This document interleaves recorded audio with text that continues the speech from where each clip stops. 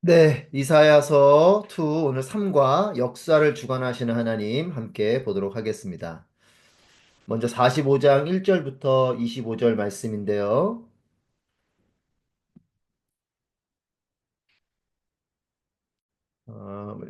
1절부터 8절 말씀 먼저 볼 텐데 고레스를 통한 하나님의 시온의 재건을 약속하시는 말씀입니다.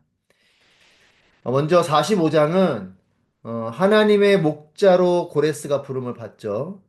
하나님께서 이스라엘 백성들을 바벨론 시키는 그 부분에서 고레스를 택하시고 그를 부르시고 그가 하나님의 목자로서 이스라엘 백성들이 바벨론 하는 것에 쓰임 받는 그런 통로로 부름 받는데 그것에 대한 구체적인 설명이 45장 전체에 흐르고 있고 또 고레스를 통한 이스라엘의 구원을 이렇게 예언하는 가운데에 하지만 이 모든 구원을 주관하며 이루어 가시는 분이 오직 하나님이시다. 이 말씀을 기록하고 있습니다. 고레스가 목자로 쓰임 받지만 고레스가 주인공이 아니고 그 고레스를 들어 사용하시는 하나님이 주인공이신 거죠. 그러니까 우리가 너무나 잘 알고 있는 내용이지만 위대한 인물이 위대해 보이지만 그 위대한 인물을 사용하시는 하나님이 위대하신 거죠. 그러니까 그렇게 보면 우리 역시도 위대한 삶을 살 수 있는 겁니다. 자, 하나님의 기름 부음 받은 자로 세워지는 고레스 우리 1절부터 4절 말씀인데요. 같이 한번 제가 읽겠습니다. 눈으로 보시고 우리말 성경으로 보겠습니다. 여호와께서 그의 기름 부은 고레스에게 이렇게 말씀하신다. 내가 내 오른손을 잡고 민족들을 내게 굴복시키고 왕들을 무장해제시키겠다. 내 앞에 있는 성문을 활짝 열어줘서 성문들이 다시는 닫히지 않게 하겠다. 내가 너보다 앞서가서 산들을 평평하게 밀어버리겠다. 내가 청동 성문들을 부수고 철 빗장들을 끊어버리겠다. 내가 어두운 곳에 감춰둔 보물과 비밀스러운 곳에 보관된 재물들을 내게 주면 내가 바로 내 이름으로 불러낸 이스라엘의 하나님 여호와임을 내가 알게 될 것이다. 내 종 야곱을 돕고 내가 선택한 이스라엘을 도우라고 내 이름을 불렀다. 그래서 내가 나를 알지 못했지만 내가 내게 칭호를 준 것이다. 자, 1절, 2절에서 고레스가 온전한 승리를 이룰 것을 말씀하시죠. 고레스가 승리하면서 이제 바사 제국을 포함한 그곳에 있었던 이 바벨론 제국까지 그리고 나중에 아수르까지 다 정복하면서 이제 페르시아 제국이 되는데 그런 온전한 승리를 이루게 되는 이 승리를 통해서 바벨론 포로로 끌려갔던 이스라엘 백성들이 이제 페르시아로 그 나라가 바뀌면서 이 고레스의 칙령에 따라 각자의 나라로 돌아갈 수 있도록 길을 열어주고 그들의 문화를 지켜갈 수 있는 것들을 열어주는 이 고레스의 칙령을 통해서 이스라엘 백성들이 돌아오게 되는데 이런 고레스가 온전한 승리를 이루게 되지만 이런 승리도 하나님의 구원의 계획 안에 이루어지는 것이다. 것을 증거하는 부분이 이 부분입니다. 자, 1절 말씀에 보면 그 왕들의 허리를 풀어 이렇게 나와 있죠. 여러분 그 교재에 보시면 이 개역개정 말씀인데요. 내가 왕들의 허리를 풀어 이렇게 개역개정에는 되어 있고 우리말 성경에는 왕들을 무장해제 시키겠다 이렇게 나오는데 이 왕들의 허리를 풀었다 이 말은 하나님께서 군사력을 약화시킬 것이다 라는 것을 비유적으로 표현한 것이죠. 그러니까 승리는 두 가지입니다. 내가 강하거나 아니면 상대가 약하거나. 근데 지금 고레스의 승리에 대해서는 지금 이사야가 어떻게 기록하고 있는 거냐면 고레스가 강력한 힘으로 승리한 것 같지만 하나님께서 그 왕들의 허리를 풀어서 그 왕들의 무장을 해제시켜주는 그로 인해서 성문도 활짝 열어주시는 하나님께서 그 길을 열어주셨기 때문이다 이런 표현을 쓰고 있는 거죠. 그래서 고레스가 승리한 것 같지만 하나님이 주신 승리다 이 표현을 1절에서 하고 있습니다. 3절, 4절 말씀에서 하나님께서 고레스를 지명해서 불렀다라고 두 번 반복해서 말씀하시는데 3절 말씀에 보면 어, 내가 바로 내 이름으로 불러낸 이스라엘 하나님 여호와임을 내가 알게 될 것이다. 그리고 내 이름을 4절에서도 불렀다. 하나님께서 이렇게 두 번 고레스에게 지명해서 불렀다. 이렇게 표현하고 있어요. 자, 이것이 의미하는 것은 하나님께서 다가오시는 미래도 다스리신다는 하나님의 전지전능하심을 강조하는 것이죠. 두 번에 걸쳐서 그렇게 부르실 것이다라는 것을 반복적으로 말씀하시는 것은 분명하게 부르실 것이다라는 약속의 말씀이고 이것은 사실은 이사야가 지금 선포하고 있지만 고레스는 200년 후에 등장한 사람입니다. 200년 뒤에 등장하게 될 사람의 이름을 거명하시는 분, 이분이 오직 하나님밖에 없다는 것이죠. 어, 이사야가 보통 소명을 받은 때가 기원전 한 739년, 뭐 741년부터 보는 것들도 있고요. 대략 739년 정도면 확실하게 소명을 받은 이유인데, 고레스가 페르시아 제국을 완전히 이렇게 세우게 되는 때가 BC 539년입니다. 그러니까 거의 200년 차이죠.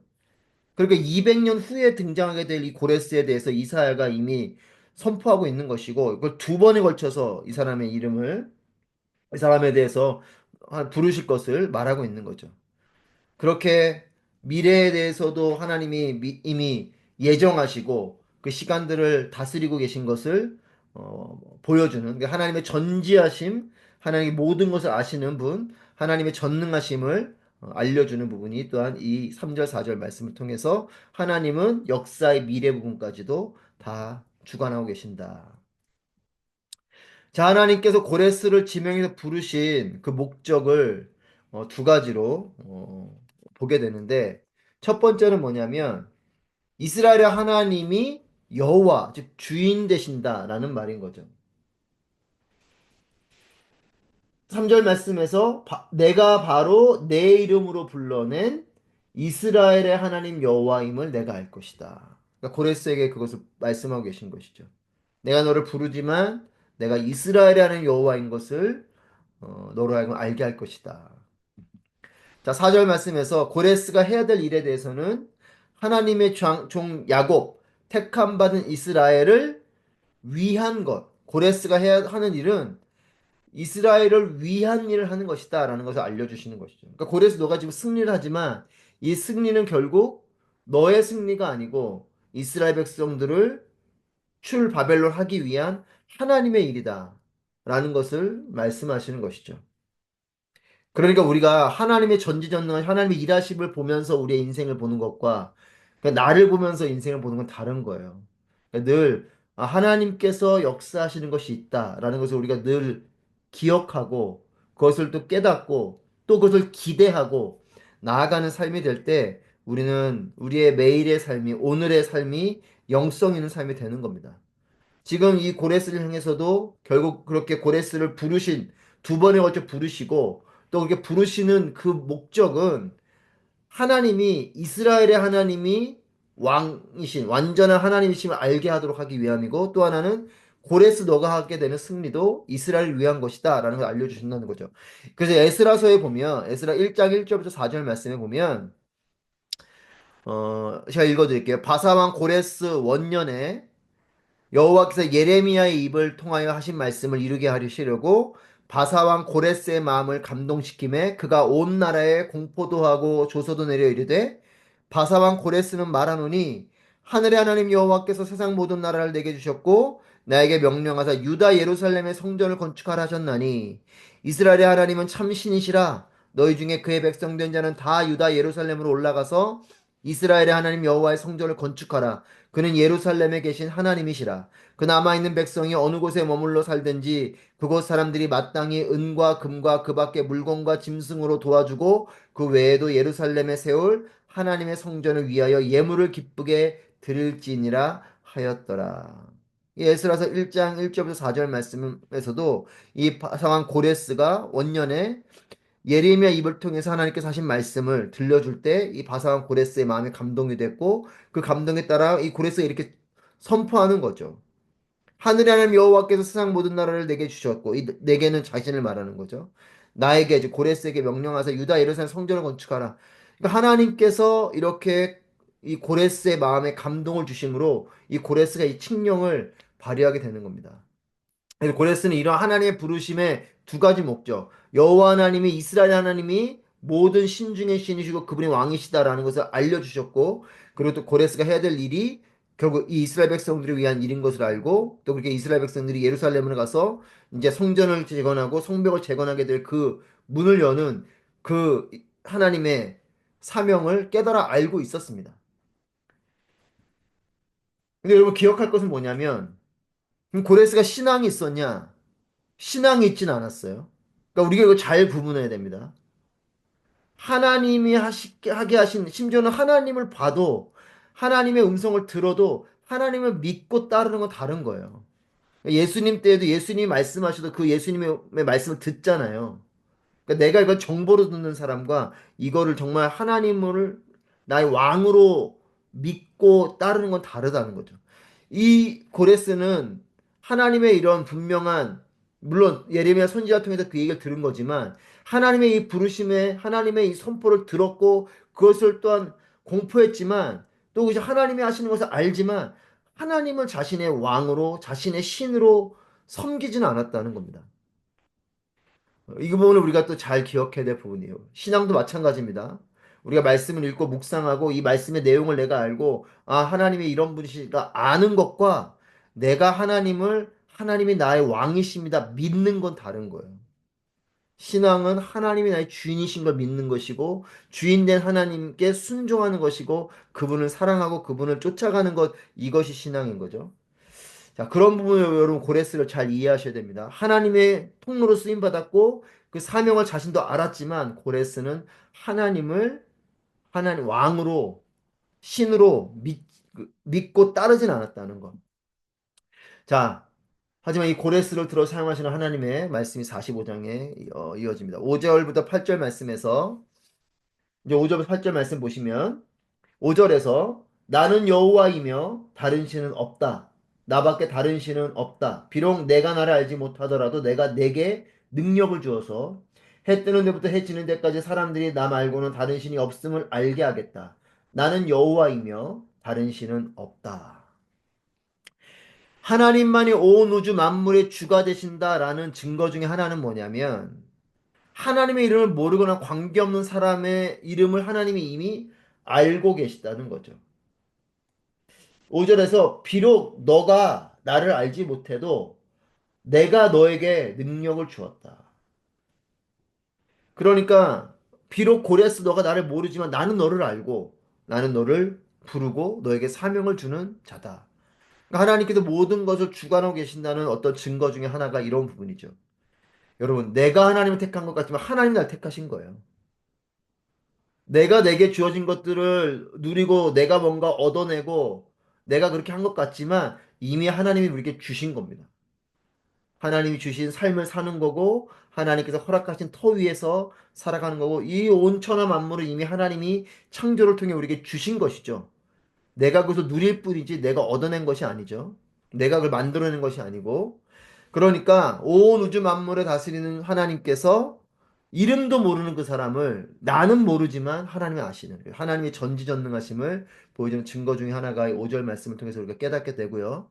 고레스는 하나님을 알지 못하지만 하나님께서 고레스가 태어나기 전부터 그의 이름을 알고 계셨고 그를 부르신 것을 오늘 이 말씀을 통해서 우리가 확인하게 됩니다.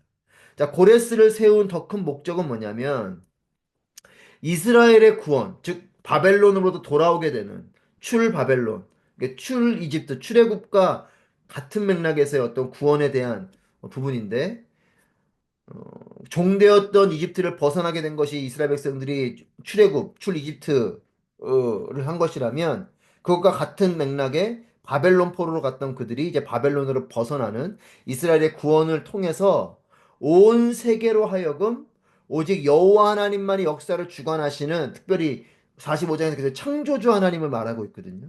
온천하 만물을 창조하신 주인 되신 하나님을 말하면서 이 창조자 대신 그분이 또한 우리를 이스라엘 백성 구원하시니까 창조하신 그분이 창조의 능력으로 이 이스라엘 백성들을 구원하시는 그 구원자 되심을 온 세계로 하여금 알게 하려 하시는 데에 이 고레스를 세운 목적이 있다라고 말하고 있습니다.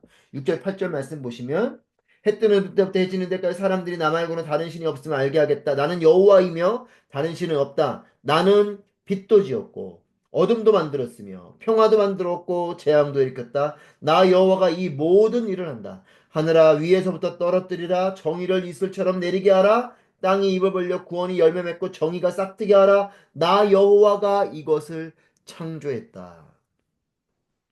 이스라엘 백성들을 바벨론으로부터 건져내시는 그 하나님은 온천하 만물을 창조하신 분이시다. 이것을 주변의 모든 나라들뿐만 아니라 온 세계가 보게 될 것이다. 그리고 그 놀라운 일에 역할을 하는 문을 열게 되는 자가 고레스 너이다. 이 말씀인 거죠. 자, 물질적인 창조뿐만 아니라 영적인 세계를 창조하신 하나님을 7절에서 나는 빛도 지었고 어둠도 만들고 평화도 만들고 재앙도 이루었고 나 여호와가 이 모든 일을 한다. 하나님은 물질적인 것도 지었지만 영적인 세계도 창조하신 분이시죠. 그러면서 하나님의 구원은 그 뒤에 8절 말씀에서 정의를 얘기하고 의를 말하면서 그분의 의, 체데크, 체데카를 통해서 이루어지는 것을 8절에서 언급하고 있습니다. 하나님의 공의, 하나님의 이 공의에 따라서 하나님의 구원이 이루어진다.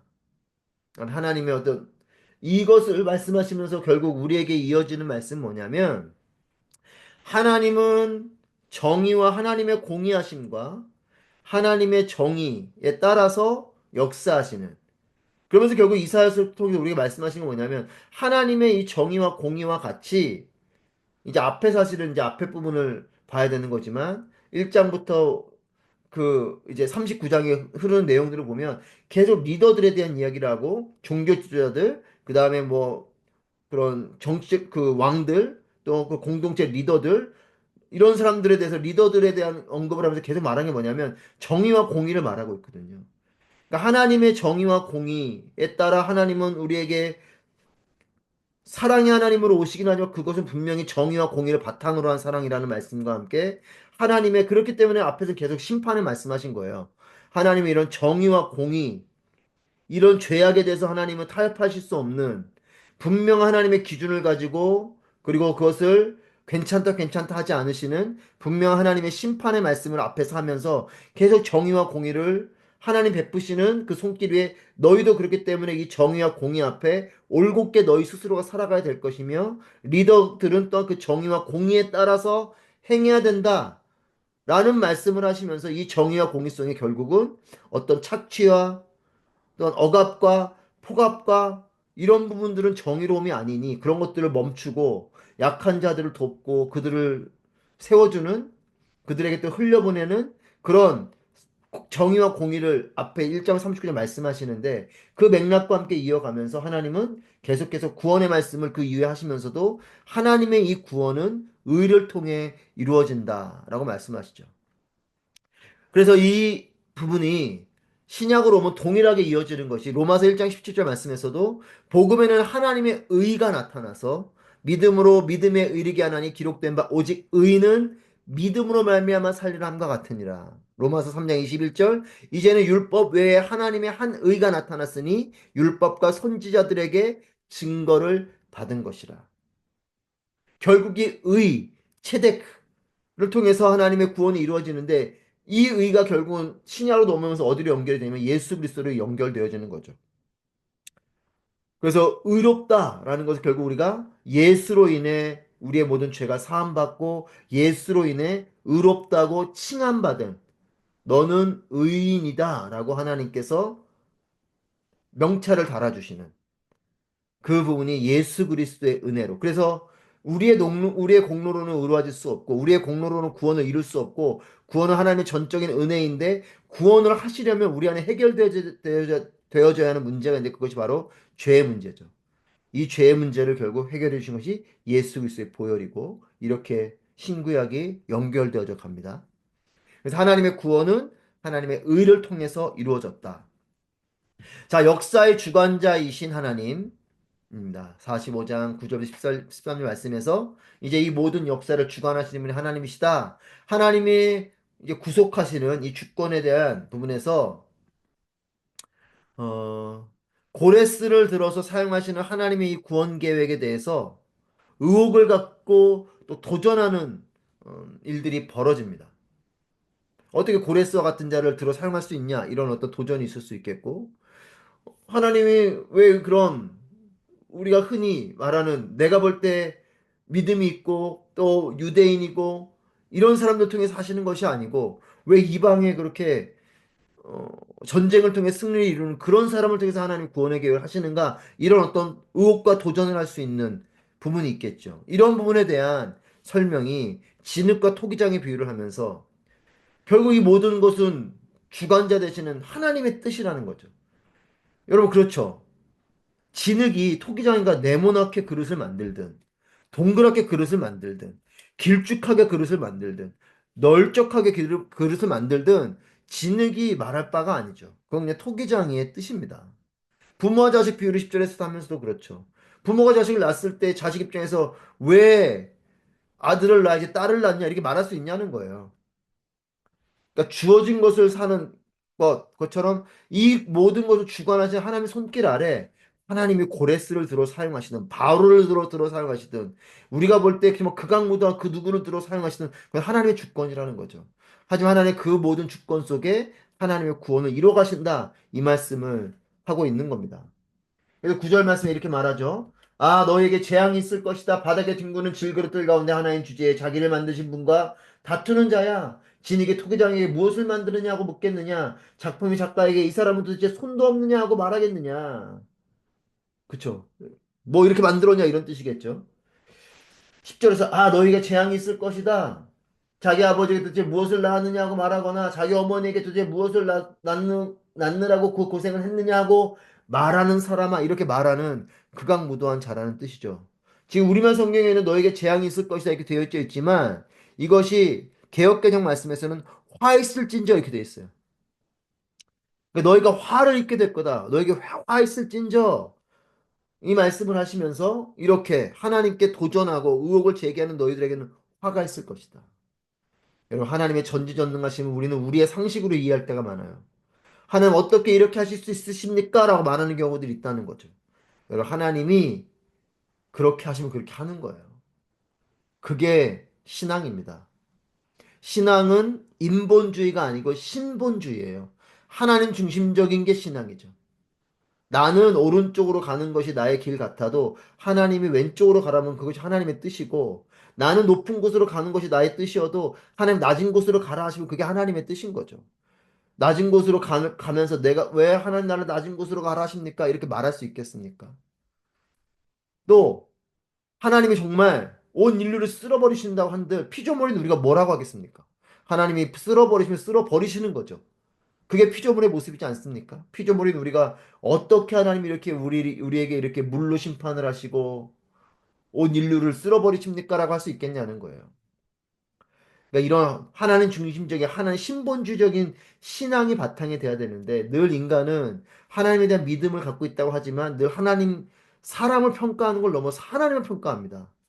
하나님을 우리가 이렇게 판단하고 그 부분에 대한 말을 하는 거죠. 하나님이 구원을 이루시는 그 모든 방법과 계획 속에 우리는 그저 하나님이 하시는 대로 아멘하고 따라갈 뿐이지 하나님 어떻게 이런 식으로 구원을 합니까?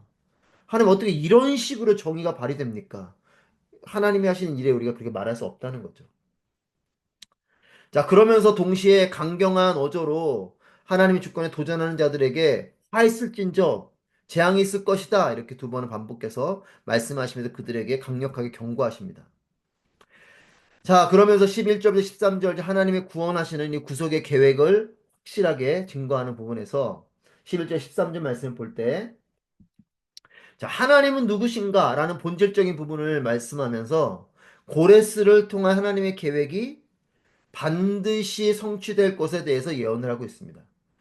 자, 11절 13절 말씀 보시면 이스라엘의 거룩하신 분, 곧 이스라엘을 만드신 여호와께서 이렇게 말씀하신다. 내 자식의 일로 감히 내게 묻고 있느냐? 아니면 내 손으로 만든 작품에 대해 내게 명령하느냐? 하나님께 따지고 도전하고 의혹을 제기하는 자들에게 하나님께서 반문하시는 거죠. 12절에서 땅을 만들고 그 위에 인류를 창조한 것은 바로 나다. 내가 창조자다. 이 말씀하시면서 내가 손수 하늘을 펼쳐냈고 모든 별들에게 명령했다. 내가 정의를 세우기 위해 고레스를 일으켰으니 그의 모든 길을 평탄하게 하겠다. 그가 내 성읍을 재건하고 포로된 내 백성을 해방시키겠지만 어떤 대가도 보상도 없을 것이다. 만군의 여호와께서 말씀하셨다. 하나님께서 말씀하시죠. 내가 창조주이다. 그래 나는 나의 뜻대로 마음껏 할 수 있는 권세와 권위가 나에게 있다. 그러니 너희가 나에게 뭐라고 말하겠냐? 말씀하시면서 내가 나의 이 의를 이루기 위해서, 구원을 이루기 위해서 내가 고레스를 들어 사용할 거고, 내가 그 일을 이룰 거기 때문에 고레스가 승승장구하면서 그가 평탄한 길을 가도록 그렇게 할 것이다. 여러분, 근데 이게 조금 우리 편에서 볼 때는 불편하잖아요. 어떻게 이방의 그런 다른 신을 믿는 그런 사람을 들어 사용하십니까? 우리는 그렇게 반문하겠죠. 하나님 말씀하십니다. 내가 그를 형통하게 할 것이다. 그것이 내가 구원을 이뤄가는 방법이다. 라는 말씀하면서 뒤에 또 그 말씀하시죠. 하지만 그렇게 할 때에 고레스 역시도 자기가 뭔가 자기가 한 것처럼 생각하지 몰라도 그렇지 않다. 그에게 어떤 보상도 없고 대가도 없다. 자, 하나님은 거룩하신 분이시고 우주 만물의 창조주이시고 공의로우신 하나님이심을 거론하면서 거룩한 하나님, 창조주 하나님, 공의 하나님을 말하면서 인류 역사의 주관자가 하나님이시다라는 것을 선포합니다. 역사의 주관자가 된 하나님께서 이 고레스를 앞에서 봤던 그 공의, 정의, 그 채테크로 그 의로 부르시고 하나님께서 하실 일을 미리 예비하고 또 이루신다라는 말씀을 하세요. 그러면서 말씀하십니다. 고레스가 내세울 어떤 공로나 대가는 없을 거다. 이건 뭡니까? 고레스가 한 일이 아니라는 거죠. 전적으로 하나님이 하신 일이라는 겁니다. 우리는 때로 하나님이 하신 일인데 내가 그 공로와 내가 영광을 취하려고 할 때가 있어요. 또 심지어 하나님께서 거저 주신 일인데 그것에 대해서 불평할 때가 있고 불만할 때가 있고 여러분 대표적인 게 은사죠. 우리는 은사를 비교할 때가 많아요. 나도 저 사람한테 저런 은사를 주시지 나에게 이런 은사를 주셨습니까? 우린 그렇게 말할지 모르겠지만 여러분 그렇지 않습니다. 하나님이 주신 은사는 감사함으로 받는 것이고 그 은사에 따라 사명을 여기고 사는 것이에요.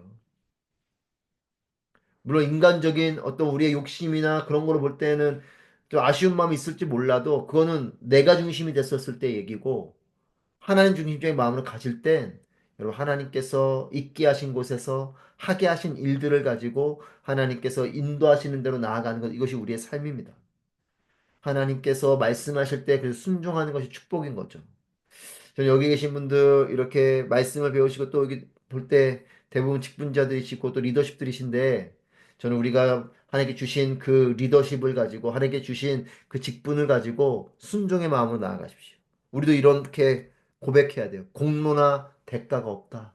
그저 모든 것이 하나님의 것이고 우리 하나님께 쓰임 받는 것이고 하나님께 감사하는 것이고 이 모든 것에 대한 영광과 그 축복은 하나님 나라 안에서 하나님과 동행하며 누리며 또 이제 영원히 하나님과 살며 우리는 그 모든 기쁨과 영광을 누리게 되는 거죠. 고레스는 그걸 모르죠. 고레스는 하나님께 쓰임 받은 것에 기쁨과 감격을 잘 모르는 자이고 그저 하나님께 쓰임만 받은 사람인데 자, 그래서 이런 부분 속에서 9절부터 13절 말씀을 보면 한번 정리를 해보면 9절부터 13절 말씀은 하나님은 모르는 사람을 불러서 사용해서 하나님 백성을 구원할 수 있는가? 라는 질문에 대해서 답을 제시합니다. 하나님 모르는 사람을 불러서 하나님 백성을 구원할 수 있지요. 하나님이 하시면 하실 수 있는 겁니다. 여기 때로는 하나님이 악인을 들어서 하나님이 일을 하시기도 해요. 우리는 어떻게 그런 악인을 들어 사용합니까? 말할지 몰라도 하나님은 고레스와 같은 자를 들어 사용하시고 심지어는 바로와 같은 자를 들어서 사용하실 수 있는 분이 하나님이십니다. 그분은 모든 것의 주인이시기 때문에 그분의 뜻대로 그렇기 때문에 우리는 때로는 기다려야 되는 거예요. 그 순간만 잘라서 보면 이해가 안 되거든요. 어떻게 하나님 저런 자를 사용하십니까?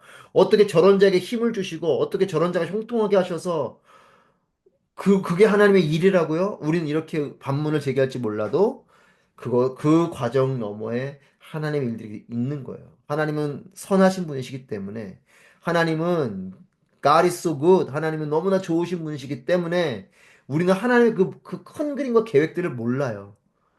그렇기 때문에 하나님의 일은 끝까지 믿음을 가지고 그렇지. 이 가운데 하나님의 의가 있다. 하나님이 이루실 것들이 있다.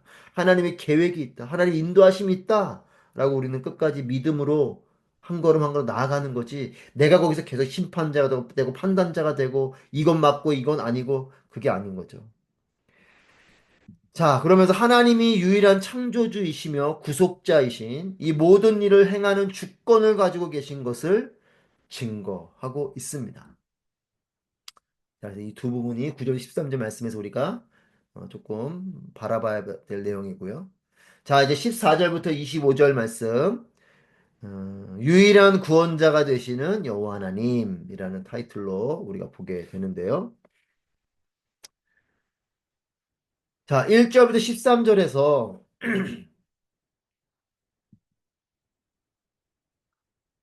우리는 고레스를 통해서 이스라엘을 구원하시는 창조주 하나님에 대해서 설명하셨어요. 설명을 우리가 함께 또 보았고, 자, 이제 14절부터 25절 말씀을 통해서는 이제 열방이 창조주 하나님을 인정하고 하나님이 이루시는 이 구원의 은혜를 이제 받게 될 것이다. 그러니까 1절 13절까지는 고레스라는 이 동쪽에서 온 인물을 이렇게 세워서 그를 이스라엘을 구원하시는 그 도구로 사용하시는데 그 일을 이루시는 분이 창조주 하나님이시다. 모든 것의 주인 되신 그분이 그 일들을 이루시는데 이 구원을 14절 25절에는 모든 열방이 이 온 천하 만물을 창조하신 하나님을 인정함으로 하나님이 이루시는 이 구원의 은혜를 받게 될 것을 14절부터 25절에서 말씀하고 있습니다.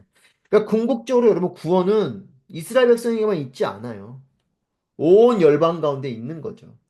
하나님의 구원은 모든 민족과 족속과 열방 가운데 있는 겁니다.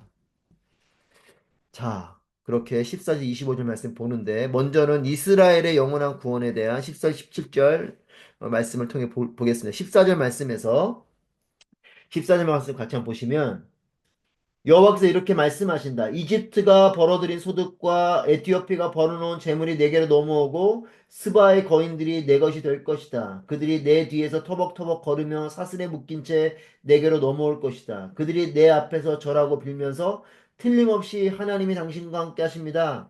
그 밖에 다른 누구도 없습니다. 그 밖에 다른 신은 없습니다. 라고 말할 것이다. 그러니까 모든 열방이 이 이스라엘에게 굴복하면서 이스라엘의 하나님만이 참되고 유일한 하나님이다라는 것을 인정하게 될 것을 이렇게 14절에서 이렇게 예언의 말씀으로 해두었습니다. 이집트가 벌어들인 소득, 에티오피아가 벌어놓은 재물, 그것이 다 하나님께 넘어올 것이 그것이 다 너에게 넘어올 것이고 또 스바의 거인들이 너희 것이 될 것이고 그렇게 너희들에게로 굴복하게 될 거다. 이스라엘 너희들에게 다 그렇게 굴복하게 될 것이다. 여러분 이 굴복하게 되는 것 여러분 이스라엘이 얼마나 연약한 나라이고 정말 얼마나 연약한 민족입니까? 근데 하나님이 이렇게 해주시는 거죠. 하나님이. 그래서 그걸 통해 이 열방의 그 주변국들이 이 이스라엘 백성들이 바라보는 이들과 함께 하시니까 하나님만이 참되고 유일한 하나님이시다. 라는 것을 인정하게 될 것을 예언하시는 거죠. 여러분 그렇기 때문에 때로는 내가 약할 때에 낙담하지 마십시오. 내가 약하기 때문에 사람들은 보는 거예요. 여러분 강한 사람이 뭔가를 이뤄내면 우리도 그럴 때가 있어요. 내가 능력이 있어서 뭔가를 하면서 말은 그렇게 해요. 하나님이 하셨습니다. 이렇게 말하죠. 하지만 내 마음속에는 내가 한 거예요. 나 정도니까 이렇게 하지. 나 정도니까 이런 섬김도 하고, 나 정도니까 이런 사역도 하고, 나 정도니까 이렇게 가르치고, 나 정도니까 이렇게 돕고, 이렇게 생각하게 되는. 근데 반대로 얘기하면 정말 내가 힘도 없고 능도 없고 아무것도 없어요. 그런데 뭐 어떤 일이 벌어진다? 그럼 그 사람은 고백할 거예요. 은과 금은 내게 없지만 이 모든 것은 나의 능력이 아니고 하나님의 능력이다. 하나님이 하셨다.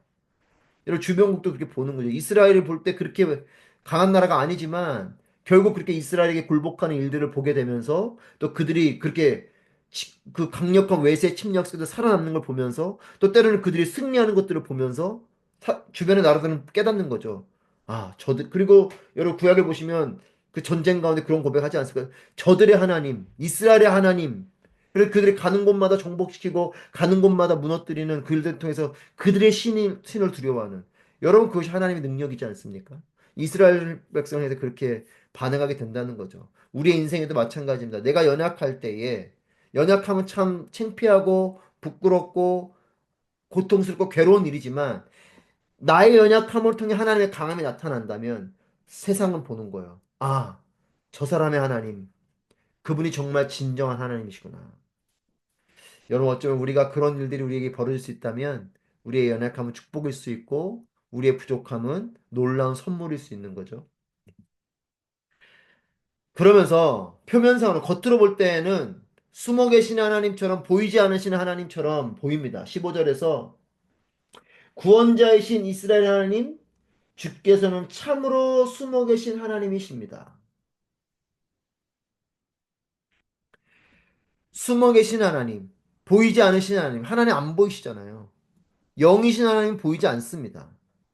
하지만 눈에 보이진 않지만 그들은 그래서 눈에 보이는 우상들을 주변 나라들은 만들고 눈앞에 그 신들이 눈에 보이니까 거기에 대놓고 막 절을 하지만 아무런 능력이 없는 우상 앞에 절하는 그들을 향해 이제 46장을 넘어가면서도 계속 말하지 않습니까? 우상들에 대해서 얘기하는 눈으로 보이고 만져지는 실한 존재지만 아무 능력이 없는, 반대로 하나님은 안 보이잖아요. 만져지지도 않고 보이지도 않는데 이 하나님은 살아계신 하나님, 능력을 베푸신 하나님이시죠. 그래서 이런 표현을 하는 겁니다. 하나님은 숨어 계신 하나님이십니다. 보이지 않는 하나님. 그렇죠. 보이지 않는 하나님이시지만 영적인 이 하나님은 하지만 놀라운 방법으로 이 모든 열방의 역사를 주도하고 계시다. 여러분 이걸 믿으십시오. 하나님 지금 안 보이지만 하나님이 우리의 가정을 을 주관하고 계시고 내 삶을 주관하고 계시고 우리의 자녀들의 삶을 붙들고 계시고 나라 민족을 붙들고 계시고 온 열방에 하나님의 운행하심이 있습니다. 그 믿음을 가져야 되는 거죠. 그걸 지금 선포하고 있습니다. 그래서 그렇기 때문에 이 우상을 섬기는 자들에게 대해 말을 하는 거죠. 하나님을 떠나서 우상을 섬기는 사람, 그 사람 왜 그럴까요? 우상을 왜 섬길까? 이게 너무 실제적이잖아요. 눈에 보이고. 하지만 아무 능력이 없죠. 여러분, 눈에 보이고 확실하다고 그게 능력 있지 않습니다. 눈에 안 보이시는 하나님이시지만, 그래서 사탄은 속여요. 보이지 않는 하나님, 그 하나님이 계시기나 하냐? 그 하나님의 능력이라도 있기도 하냐? 이렇게 우리 속이지만 그 하나님의 능력이 있어요. 보이지 않는 하나님이시지만 만져지지 않지만 그분은 살아계시고 반대로 만져지고 눈으로 확실하게 보이지만 우상은 아무 능력이 없는, 그래서 하나님을 떠나서 우상을 만들고 섬기는 사람들은 결국 파멸당할 것이고 그들이 오히려 포로로 잡혀가는 수욕을 당하는 일이 벌어질 거다. 라는 말을 16절 말씀에서 하죠. 우상들을 만드는 사람들은 모두 부끄러움을 당하고 모욕을 당할 것입니다. 모두 함께 창피해서 주랭랑을 칠 것입니다. 하지만 하나님의 참된 백성들은 어떻습니까? 17절 말씀에 그러나 이스라엘은 여호와께 구원을 받을 것입니다. 그리고 그 구원은 영원할 것입니다. 주께서는 영원토록 결코 수치를 당하거나 모욕을 당하지 않으실 것입니다. 아멘, 아멘. 하나님의 참된 백성은 영원한 구원을 받고 부끄러움을 당하지 않을 것을 약속하십니다. 눈에 보이는 확실한, 여러분 신상 같은 거 보세요. 얼마나 큽니까? 뭐 조그만 뭐 그런 뭐 드라빔 같은 그런 우상들도 있지만 엄청나게 큰 바벨론의 뭐 신상 같은 거 엄청나게 크잖아요. 그 큰 신상 앞에 엎드려 절하면 정말 뭐 실제적이죠. 우리도 보면 절 같은 데 가보십시오. 그 뭐 제가 부처 이름은 잘 모르겠지만 뭐 이렇게 서 있는 부처 같은 게 얼마나 크게 막 높게 만들어놔요. 뭐 그런 데 엎드려 막 절하면 뭐 실제적이죠. 정말 그 엄청나게 위험 있는 그 존재가 자기를 도와줄 것 같죠. 하지만 다 죽은 신이죠. 돌덩이일 뿐이고 나무일 뿐이고 그런 거죠. 하지만 하나님 바라보는 자들에게는 영원한 구원이 있고 부끄럼 당하지 않을 것이다. 자, 그러면서 열방을 구원하시는 하나님의 이 유일하심에 대해서 말을 합니다. 18절부터 25절 말씀에서. 자, 이 부분에서 이제 핵심적인 메시지는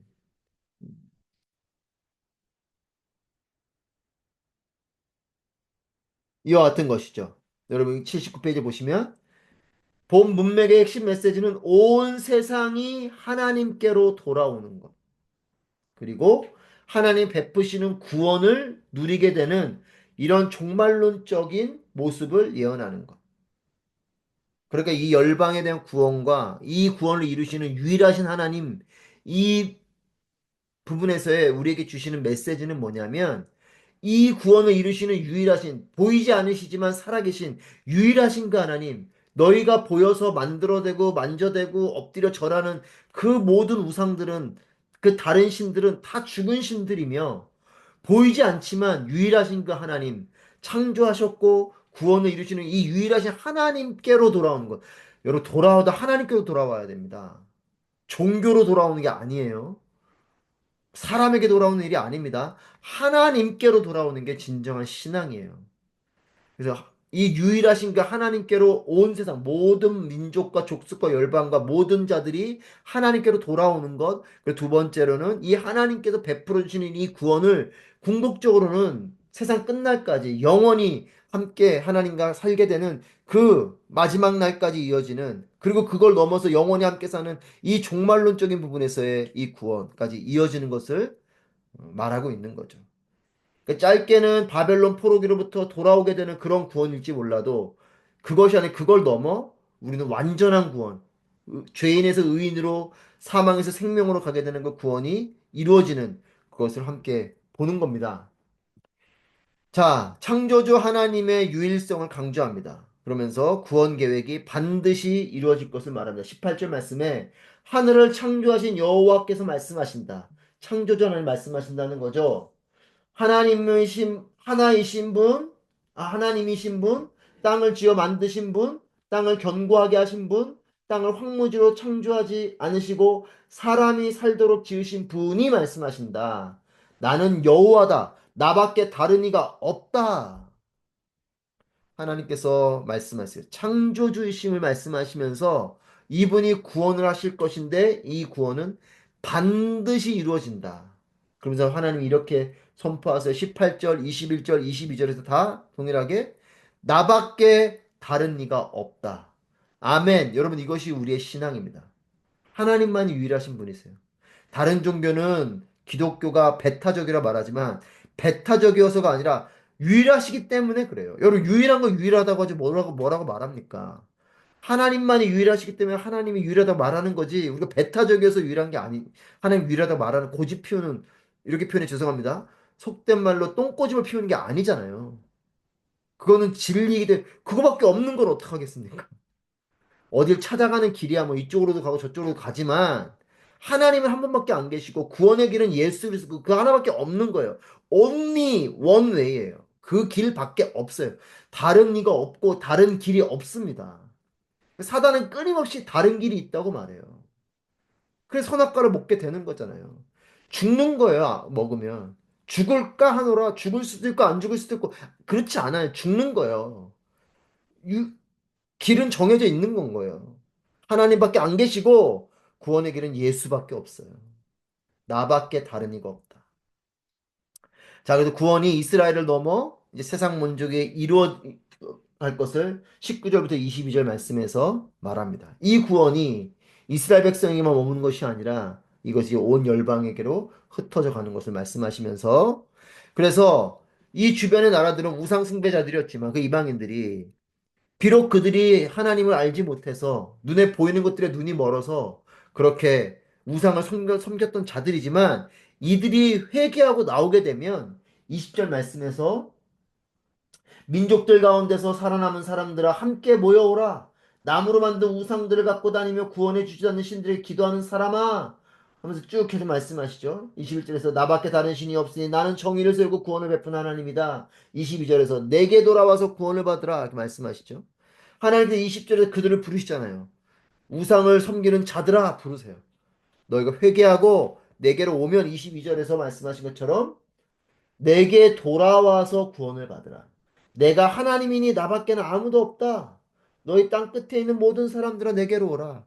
하나님께서 회개하고 돌아오면 구원의 손길을 베풀어 주시는 하나님의 자비와 긍휼과 은혜와 사랑이 있음을 알려 주십니다.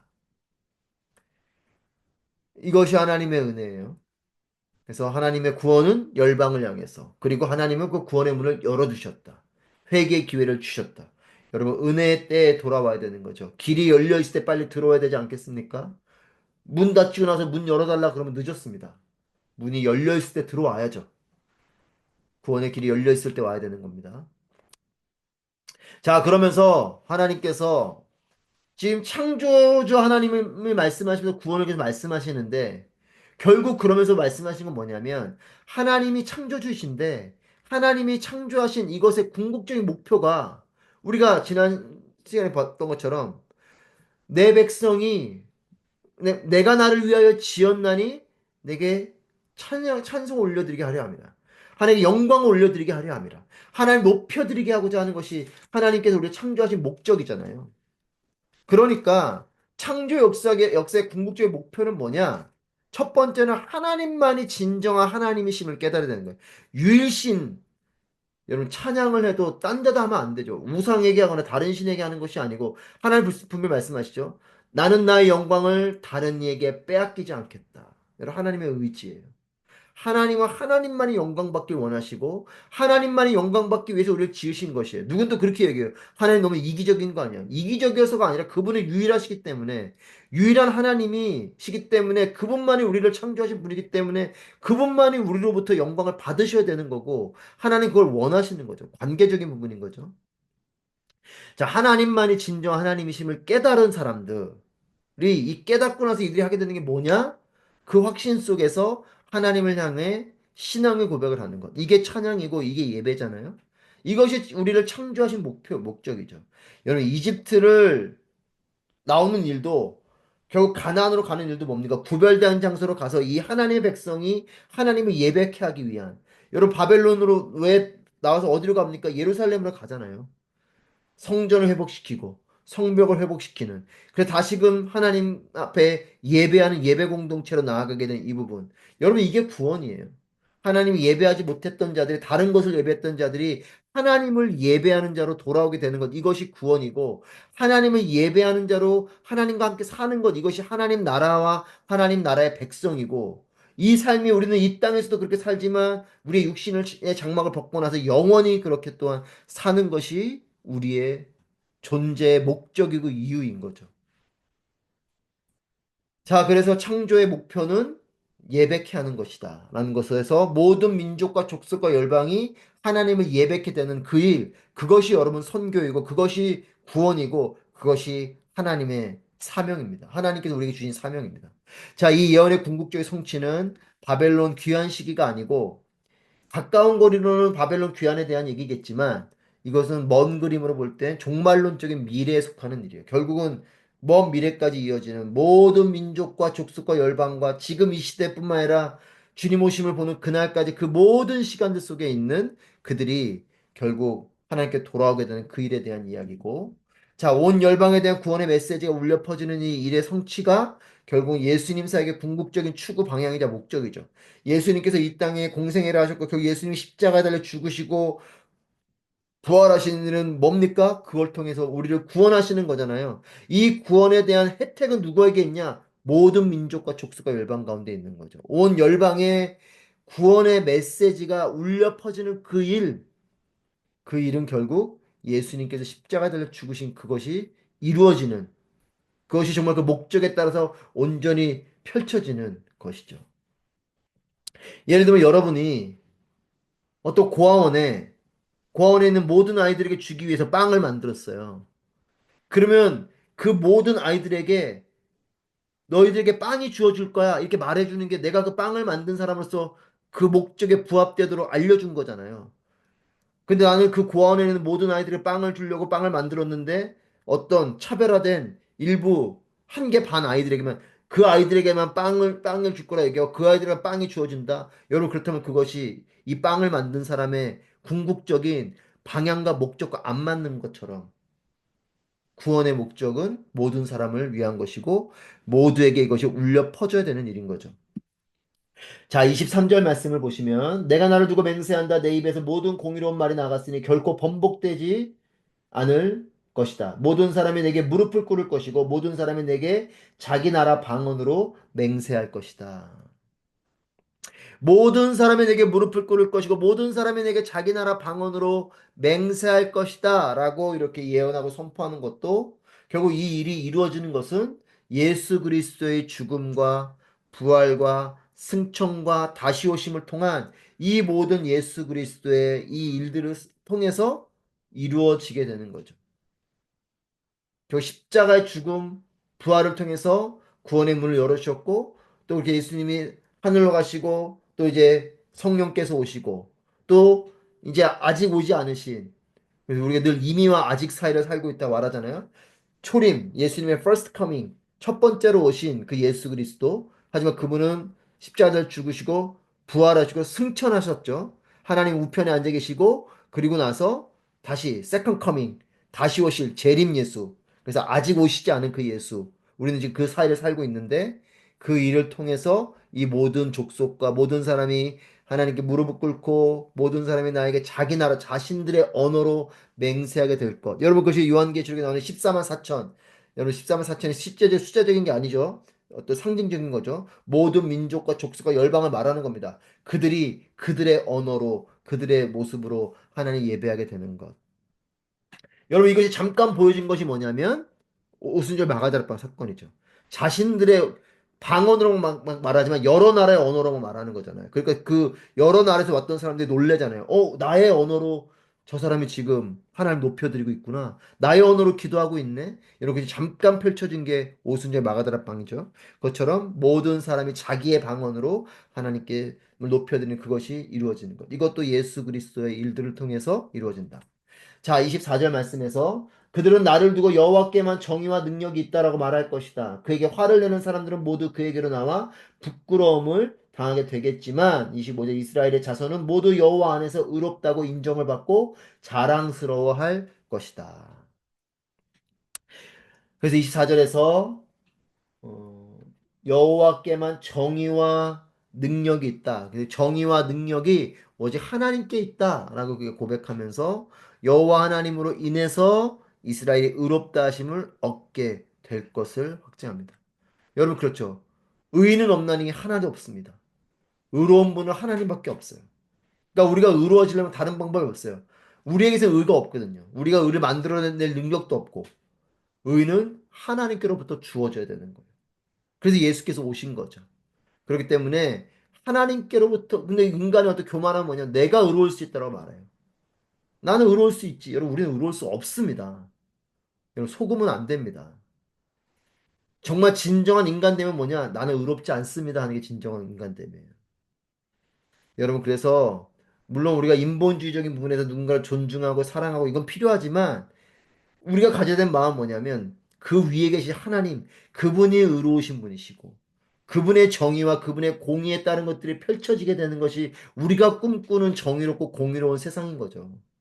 어떤 인간됨의 어떤 기치와 인간됨의 능력으로 정의로워지고 공의로워진다? 여러분 그런 세상은 없습니다. 정의와 공의를 앞으로 내세운 자신의 야망과 자신의 능력을 발휘하려고 하는 것일 뿐이지 여러분 완벽한 인간들은 없죠. 의인은 없나요? 하나도 없어요. 우리가 성경이 말하는 이 의는 하나님께 있고 이 능력 하나님께 있고 그렇기 때문에 여호와 하나님을 통해 이스라엘이 의로워지는 거예요. 예수 그리스도를 통해 내가 의로워지는 거지 나를 통해 의로워지는 게 아닙니다. 그러니까 우리의 신앙이 정말 우리가 깊이 있게 들여다봐야 되는 건 뭐냐면 우린 다 은혜로 구원 받았어요. 근데 문제는 뭐냐면 신앙생활을 하다가 나도 모르게 내 공로로 신앙생활을 하게 되는 경우가 많아진다는 겁니다. 늘 은혜로 받은 마음으로 사는 거예요.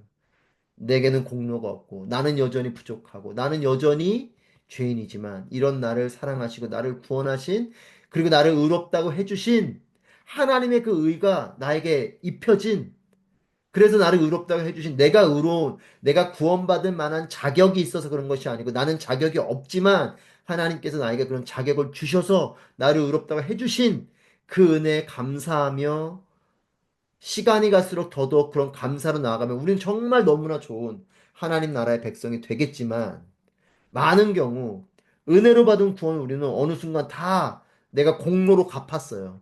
그러면서 우리 마음속에 나 정도는 그래도 구원받을 만하지 않은가? 내가 이 정도 내가 하나님 앞에 했으니 나는 구원받을 만한 자격이 있지 않은가라는 이게 공로주의거든요. 그러다 보니까 은혜로 받은 이 구원이 grace 한 게 아니고 은혜로운 게 아니고 리워드의 그러니까 이 보상적인 부분이 돼버린 거예요. 여러분, 그렇게 되면서 사람이 종교인이 되고 그렇게 되면서 교만해집니다. 그렇게 되면 목이 곧아지는 거예요. 그러다 보면 예배 모양은 있지만 예배 능력이 없어요. 기도를 안 하는 건 아니지만 기도의 능력이 없어요.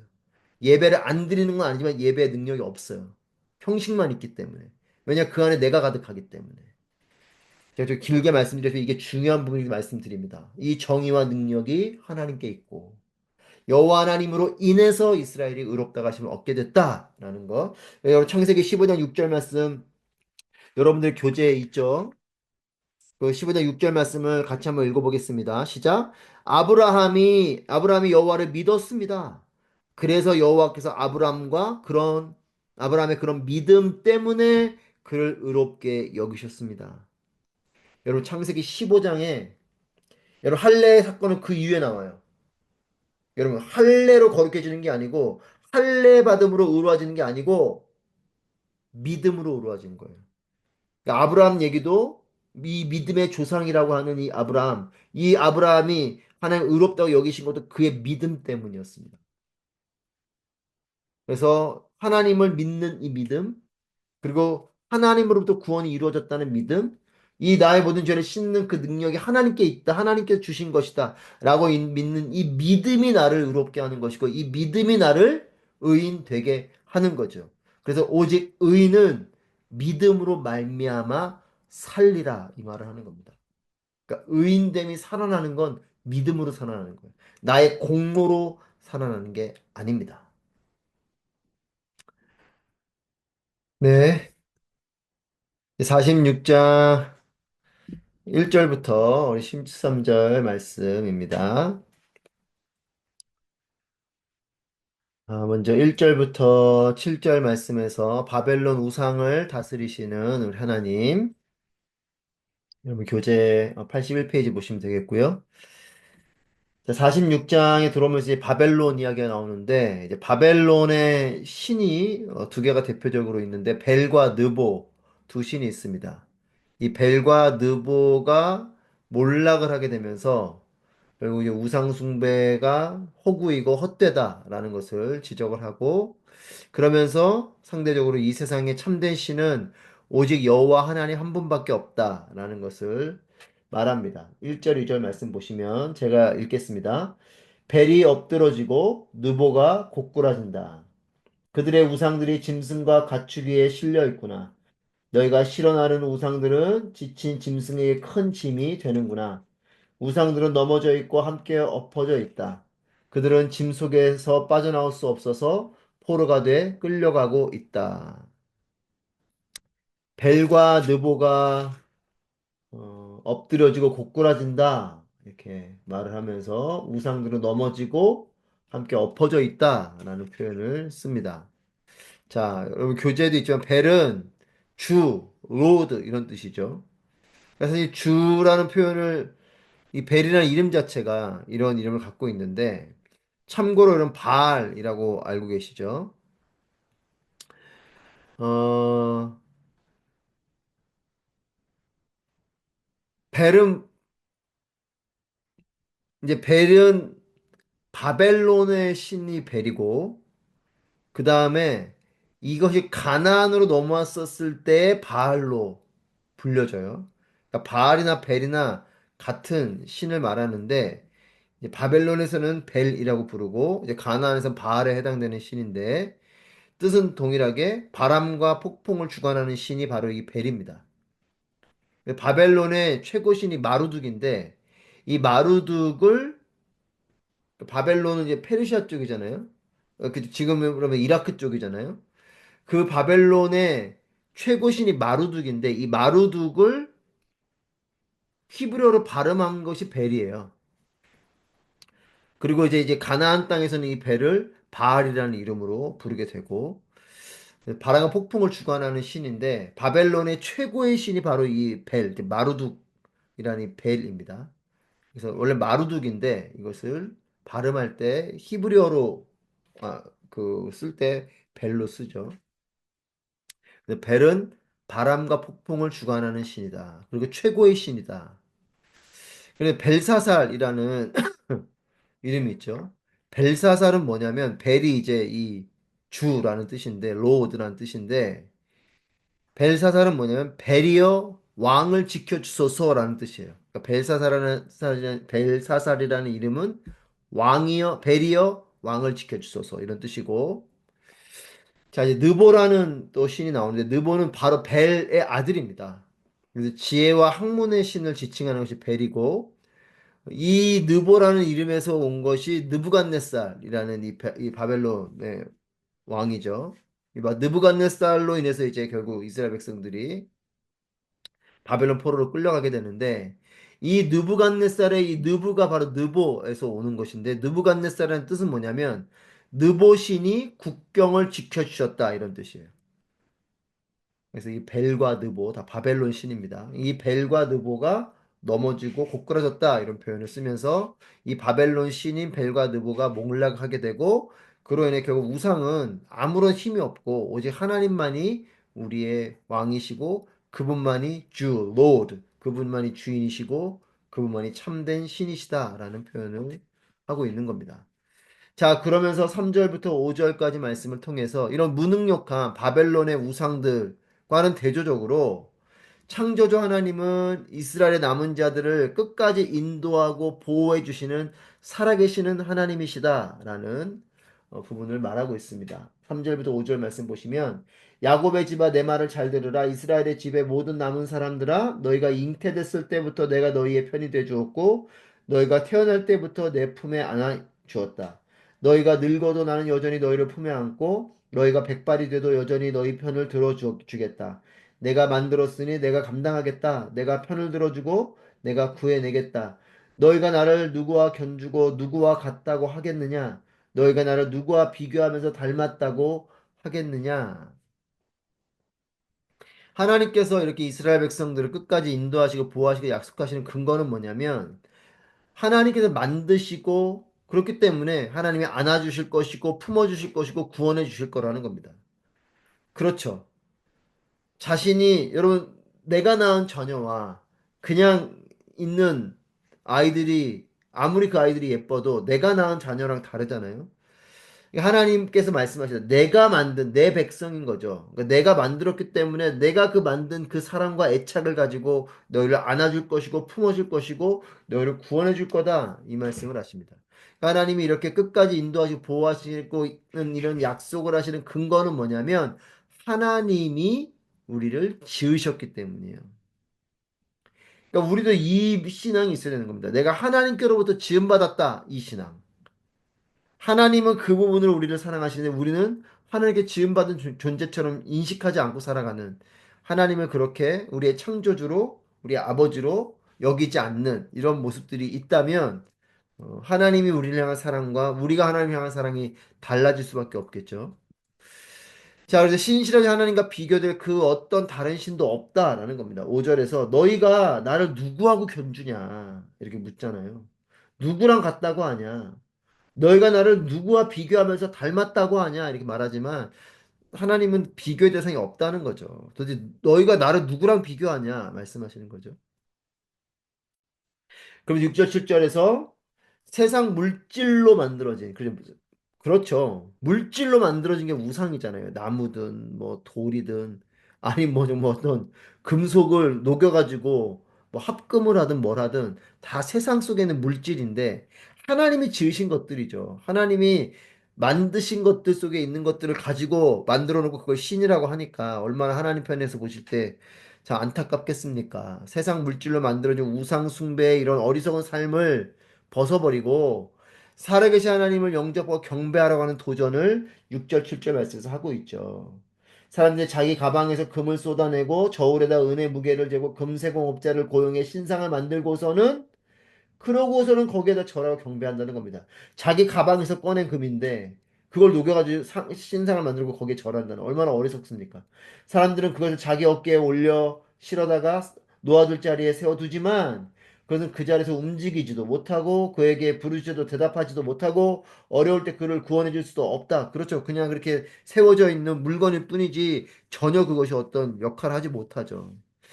지금도 그렇게 많은 우상들을 세우는 사람도 있지 않습니까? 집안에다가 그렇게 뭐 우상들을 만들어 놓고 뭐 그런 불상을 놓기도 하고 어떤 걸 놓기도 하고 어떤 물건을 놓기도 하고 또 뭐 동남아시아 아시아 같은 데 가보면 뭐 방마다 뭐 이렇게 향도 피워놓고 뭐 절하고 기도하고 정말 아무 힘도 없는 이런 물질들을 놓고 있는 이런 모습들.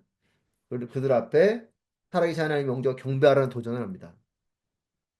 그러면서 그런데 이제 문제는 이런 상황 속에 이스라엘 백성까지도 하나님께 충성을 하지 않는 이런 모습. 하지만 그럼에도 이들을 또 품어내시는 하나님의 그 사랑의 메시지가 이어집니다. 자, 우상을 섬기는 패역한 이스라엘을 향해서 신앙적인 도전을 합니다. 이스라엘은 하나님을 알고 하나님을 예배할 존재들인데 그들이 이방 사람들을 쫓아서 우상을 섬기는 이런 어리석은 이런 패역한 백성인 이스라엘을 향해서 영적인 도전을 하죠. 그러면서 그들의 조상을 이집트로부터 구원하신 이 하나님, 그걸 말씀하시면서 그 하나님은 지금도 이 모든 역사를 다스리시는 바로 그 하나님이 너희들의 조상을 이집트로부터 건져내신 그 하나님이시고 그 하나님은 오늘도 역사하고 계시는 그리고 너희를 또한 그렇게 바벨론 포로기로부터 건져내실 분이시고 또 온 인류를 그렇게 구원하실 건져내실 분이시고 그분만의 유일하신 하나님이시다. 이 말씀을 8절 9절에서 하고 있는 거죠. 그래서 이것을 기억하고 가슴에 새기라. 너희 반역자들아 이것을 마음에 담아두라. 마음에 확 새기라고 말하고 있습니다. 9절 말씀에 예전의 일, 오래전에 있었던 일을 기억하라. 나는 하나님이니 나밖에 다른 신이 없다. 나는 하나님이니 나 같은 이가 없다. 바로 너희를 건진 하나님, 너희의 조상들, 너희가 이미 듣고 알고 있지 않냐? 너희들의 조상들을 이집트로부터 건져낸 그 하나님이 바로 나다. 그 말씀을 하시는 거죠. 우상 숭배로 하나님의 징계를 받게 되지만, 하지만 그럼에도 회개하고 여전히 이런 죄성 가운데 있는 이런 이스라엘이지만 이들을 하나님은 포기하지 않고 끝까지 권면하십니다. 여러분, 하나님은 공의 하나님이시지만 하나님은 끝까지 우리를 기다리시는 하나님이신 걸 다시 한번 더 기억하십시오. 여러분 오늘 아까 시작할 때 제가 잠깐 우리 말씀 나눴던 것처럼 우리 이사야 48장 9절에 있는 말씀 뭐 뒤에 나오는 거지만 내 이름을 위하여 내가 노하기를 더디할 것이며 내 영광을 위하여 내가 참고 너를 멸절하지 않겠다. 하나님은 하나님의 영광과 하나님의 기쁨을 위해서 일하시지만 그 속에는 뭐예요? 우리를 끝까지 포기하지 않는 하나님의 마음이 있는 거죠. 하나님은 그렇게 거룩하신 분이시기 때문에 죄와 함께 할 수 없는 분이지만 죄된 우리를 포기할 수 없는 그래서 결국은 이 죄를 씻어내기 위한 왜 씻어내겠습니까? 하나님은 하나님의 영광을 위해서라고 말씀하시지만 그것은 결국 우리를 다시 우리와 함께하길 원하시는 하나님 마음이 거기에 있는 거잖아요. 그것처럼 하나님은 이스라엘 백성들이 우상 숭배하고 그로 인해 하나님 매를 맞고 하지만 여전히 그런 가운데 회개하지 않고 돌이키지 않는 이런 죄성 가운데 있지만 이런 이스라엘을 향해서 하나님은 끝까지 기다리시고 이들에게 권면하시고 돌아오기를 원하고 계시는 거죠. 이 하나님의 마음을 우리가 이사야서를 통해서 봐야 됩니다. 자, 말씀하시면서 다 이루신 하나님의 속성을 언급하면서 미래에 대한 일도 말씀하신 모두 이루어질 것을 강조하는 그래서 10절 말씀에서 이 언약의 하나님을 말하면서 하나님은 약속하시고 이루시는 분이시다. 그러니까 지금 너희들에게 약속하시는 이 약속의 말씀을 잘 들으라는 것이고 또 이전에 너희들 조상들에게 약속하신 그 말씀들 이루어진 것들을 너희가 보지 않냐? 그걸 근거로 지금 너희가 알게 되는 또 오늘 너희들에게 하시는 그 말씀, 너희들에게 약속하시는 그 하나님은 살아계셔서 오늘도 말씀하신 약속하실 텐데 그 약속을 너희가 잘 기억하고 그것은 반드시 이루어질 것이다. 라는 걸 말씀하시는 거죠. 10절 말씀에서 내가 처음부터 장차 일어날 일을 밝혔고 오래전에 이미 아직 이루어지지 않은 일들을 일러주었다. 장차 일어난 일을 처음부터 말씀하셨대요. 그리고 그 일이 이루어졌고 그리고 오래전에 아직은 이루어지지 않은 그 일들을 내가 미리 알려줬고 그것이 지금 너희 시대에 일어나기도 하고 또 너희의 후대에 일어나기도 할 거라는 거죠. 그러면서 내 뜻은 이루어질 것이며 내가 하고 싶은 일들은 반드시 이루고야 만다. 아멘. 그렇죠. 하나님은 말씀하시는 분이시고 말씀하신 것은 반드시 이루시는 분이시고 그렇게 우리가 약속을 하시는 분이시죠. 그래서 언약의 하나님은 말씀하시고 약속을 주신 이 하나님이 능력이 없는 하나님이 아니고 전능하셔서 이 약속을 꼭 이루신다라는 겁니다. 자, 그러면서 11절 말씀에서 이 언약에 전능하신 하나님께서 동쪽의 독수, 즉 고레스를 통해서 이루실 하나님의 구원의 뜻과 목적과 계획을 다시 한번 더 말씀하시면서 반드시 너희들에게 구원이 이루어질 것이다. 그러니까 너희가 포로로 끌려가긴 하겠지만 포로로 끌려간 너희가 다시 돌아오게 될 것이고 그 일을 위해서 고레스가 동쪽에서 온 사람, 동쪽의 독수리, 또 동쪽에서 일어난 즉 고레스를 말하는 거죠. 고레스를 통해서 하나님은 그렇게 구원의 일들을 이루실 거다라는 걸 말씀하십니다. 11절 말씀입니다. 내가 동쪽에서 독수리를 불러내고 먼 땅에서 내 뜻을 이룰 사람을 불러낸다. 고레스를 말하는 거죠. 내가 말한 것을 내가 이루겠다. 내가 계획한 것을 내가 하고야 말겠다. 아멘. 하나님의 의지, 하나님의 열심을 표현하고 있습니다. 11절에서 내가 계획한 것을 내가 하고야 말겠다. 하나님의 의지입니다. 그러므로 내 말에 귀를 기울이라. 12절 말씀. 마음에 살이 쪄서 공의로부터 멀어진 사람들아, 내 말에 귀 기울이라. 나는 내가 계획한 것을 할 것이기 때문에 내가 하는 말을 잘 들으라는 거죠. 그 말은 이루어질 거기 때문에. 그래서 하나님께서 나는 내가 계획한 걸 이루는 신실한 하나님이고 그렇게 내 말에 귀를 기울이라. 12절 말씀하십니다.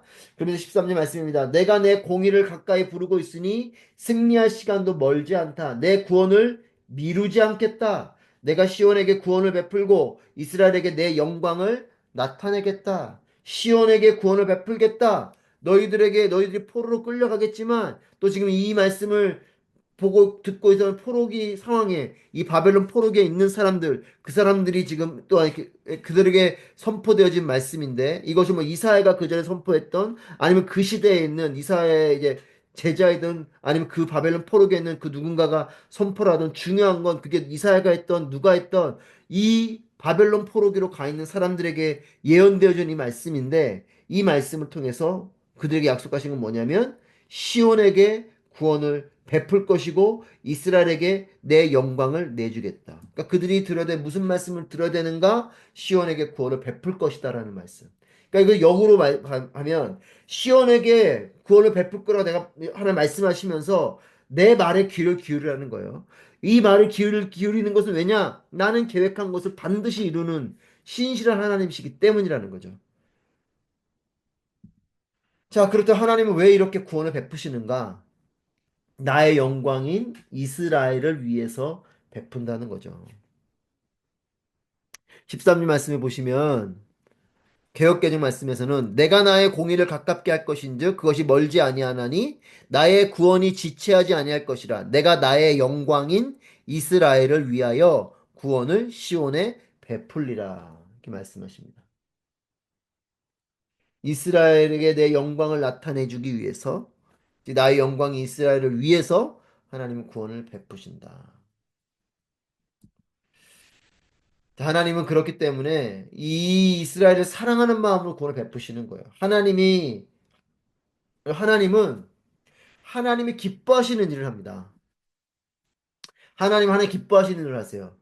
근데 하나님 기뻐하시는 일 중에 하나 뭐냐면 우리를 사랑하시고 우리와 함께 하는 걸 기뻐하십니다.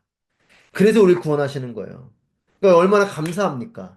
이렇게 자격이 없고 하나님을 이렇게 늘 등지는 자인데 하나님 우리 사랑하시고 우리 포기하지 않으시고 그래서 하나님은 이스라엘 향해서 하나님의 구원의 메시지는 이스라엘에게 패역하지만 계속될 것을 라고 은혜를 12, 13년에 선포하면서 이는 택한 백성 끝까지 포기하지 않아 하나님의 은혜를 보여주는 모습인 거죠. 하나님은 택하신 그 이스라엘 백성들을 포기하지 않으시고 하나님은 택하신 우리를 포기하지 않으십니다. 그 믿음을 가지고 나아가야 됩니다. 자, 그러면서 47장으로 넘어갑니다. 이제 이사야서 47장부터 또 48장까지 말씀인데요. 자, 이제 그 가운데 47장으로 넘어가서 이제 바벨론에 임한 심판에 대한 메시지를 선포하십니다. 먼저는 바벨론이 타락한 것을 1절부터 7절에 말씀하시는데 우상을 섬기는 바벨론도 결국 멸망당할 것을 분명히 말씀하세요. 그러니까 하나님은 사랑의 하나님이시지만 끝까지 돌아오지 않는 자들에 대해서 하나님 매를 때리시죠. 자, 이 우상을 섬기는 바벨론이 멸망당할 것. 그러니 이스라엘 백성들에게 너희도 우상 숭배를 빨리 멈추라는 겁니다. 너희도 이 매를 맞을 수 있다는 거예요. 자, 우상을 섬기는 바벨론 결국은 멸망당할 것이고 그들이 아무리 강대국이어도 그들은 멸망하게 될 거다. 그래서 실제로 바벨론이 무너지죠. 바사 제국에게 무너지면서 페르시아가 되지 않습니까? 그렇게 고레스가 무너뜨리죠. 이 바벨론이 멸망당할 것이다. 벨과 느보를 섬기는 이 바벨론은 멸망당한다. 1절 3절 바벨론 제국은 하나님 심판으로 패망할 것을 말씀하시면서 수치와 능욕을 당할 것을 1절부터 3절에 말씀하시는데 읽어보면 처녀딸 바벨론아 땅바닥에 앉아라. 딸 갈대아야 보좌가 없으니 땅바닥에나 앉아라. 이제 더 이상 아무도 너를 보고 친절하고 우아하다고 말하지 않을 것이다. 맷돌을 가져다가 밀이나 빻아라. 내 가리개를 벗고 치마를 걷어 올려 다리를 드러내고 강을 건너가거라. 벌거벗은 몸이 드러나고 내 부끄러운 것도 가려지지 않을 것이다. 내가 안갚음을 할 것이니 아무도 막을 사람이 없을 것이다. 하나님께서 이렇게 그들을 그냥 벌거벗기시듯이 너희들 그렇게 아무것도 가리지 못하고 그렇게 너희의 치부를 다 드러내고 벌거벗은 몸이 되고 부끄러운 것도 가리지 않을 정도로 그렇게 너희가 벌거벗은 자와 같이 수치를 당하는 그런 날이 오게 될 거다. 수치와 능력을 당할 것을 말씀하시죠. 우상 숭배한 결과입니다. 자, 그러면서 4절 이런 하나님의 심판의 당위성을 말씀하시면서 하나님의 정체성을 통해서 하나님께서 이렇게 심판을 하시는 것에 대한 분명한 당위성을 입증하십니다. 자, 여호와 하나님의 정체성은 뭐냐? 4절 말씀에 우리의 구원자 그 이름은 만군의 여호와 이스라엘의 거룩하신 분이시다. 여호와의 정체성은 이스라엘의 구원자이시고 구속자이시고 만물의 주관자가 되시기 때문에 첫 번째는 하나님 만물의 주관자이시기 때문에 하나님이 수치를 드러내시고 그들의 벌거벗은 몸이 되고 부끄러운 것을 가려지지 않는 이런 상황으로 내모라도 누가 뭐라 할 수 있겠습니까? 그분이 주관자이시기 때문에 하나님은 주관자이시기 때문에 우상 숭배하는 자들에 대해 하나님의 심판을 손에 펼칠 때 그 때, 그 시간, 그리고 그 방법에 대해서는 그 누가 뭐라 할 수 없습니다. 하나님이 왕이시기 때문에 하나님이 모든 것의 주관자이시기 때문에 그렇죠. 그리고 또 하나는 그분이 이스라엘의 구속자이기 때문에 바벨론 포로로 끌려간 이스라엘 백성들을 그렇게 건져낼 것이기 때문에 하나님의 이 정체성, 이스라엘의 구속자이시고 만물의 주관자라는 이 정체성 속에서 하나님이 하시는 이 모든 심판은 괜찮다. 그것은 당연한 일이다. 그것에 대해서 분명한 당위성이 있다라는 거죠. 자, 그러면서 5절부터 7절 말씀을 통해서 멸망하게 된 근거가 하나님의 주권에 도전한 것에 대한 폐역. 그러니까 멸망하는 크게 이 바벨론이 멸망하게 된 두 가지 이유를 기록하고 있는데 하나님의 주권에 도전한 것이고 또 하나는 스스로가 교만해서 타락하게 된 것. 이것이 그들이 멸망하게 된 근거죠. 여러분 이런 걸 보면서 우리도 우리 자신을 돌아봐야 됩니다. 하나님의 주권에 도전하는 패역을 하는 그런 신앙이 되면 안 되고 그리고 스스로 교만해지면요 타락하게 됩니다. 끊임없이 우리는 내가 죽고 그리스도 예수가 사는 거예요. 나의 의를 드러내고 나의 힘을 과시하고 나의 소유를 과시하고 나의 자리나 내가 가지고 있는 것을 자랑하고 그것으로 인해 스스로 교만해지면 우리는 타락하게 됩니다. 여러분 그렇기 때문에 목회자 저는 그런 저도 그런 사람이 돼서 안 된다고 다짐하며 기도했었고 가끔 어떤 분을 보면 전도사일 때와 목사일 때 다른 분이 있어요. 목사 안수 받으면서 달라지는 거죠. 직분 받으면서 달라집니다. 사람들이. 집사일 때가 다르고 장로일 때가 달라요. 집사할 때가 다르고 권사할 때가 다르더라고요. 그렇게 가는 건 교만해지는 일입니다. 그것이 아니고 끊임없이 하나님의 주권을 온전히 바라보고 또 겸손함으로 하나님 온전히 따라가는 이런 모습이 될 때에 우리는 온전함으로 나아가게 되겠죠.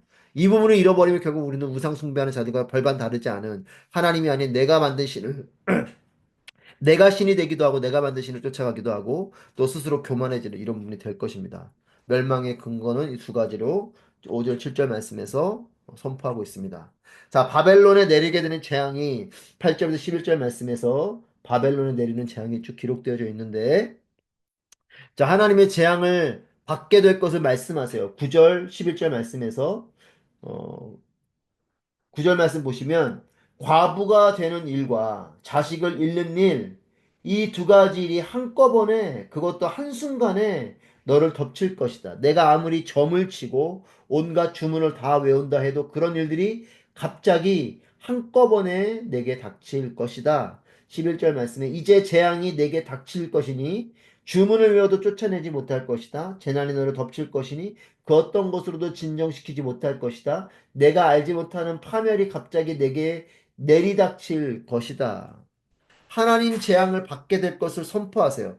그런데 그 이유가 있는데 재앙받게 될 것 9절 11절에 말씀하시면서 그 이유가 8절에 나오고 10절에 나옵니다.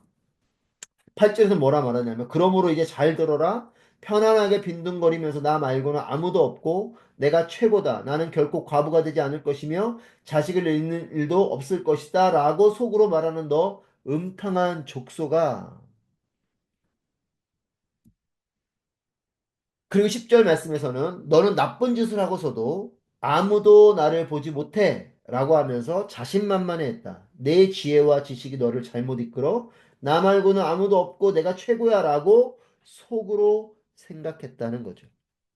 그러니까 하나님 재앙을 받게 되고 9절 10절에 두 번에 걸쳐서 말하면서 그 이유들 첫 번째는 세속적인 자만심입니다. 8절에 나오는 사치스러움, 세상적인 평안을 추구하고 이기주의적인 자기중심적인 이런 세속적인 자만심, 그리고 10절에서는 나쁜 짓을 하고도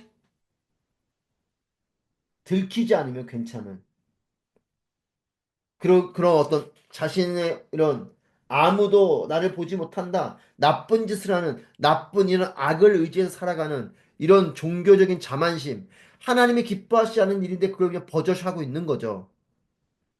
그 자만심 이것이 하나님의 재앙을 받게 된 이유다라고 바벨론이 하나님께 매를 맞게 되는 이유를 이렇게 말하고 있습니다.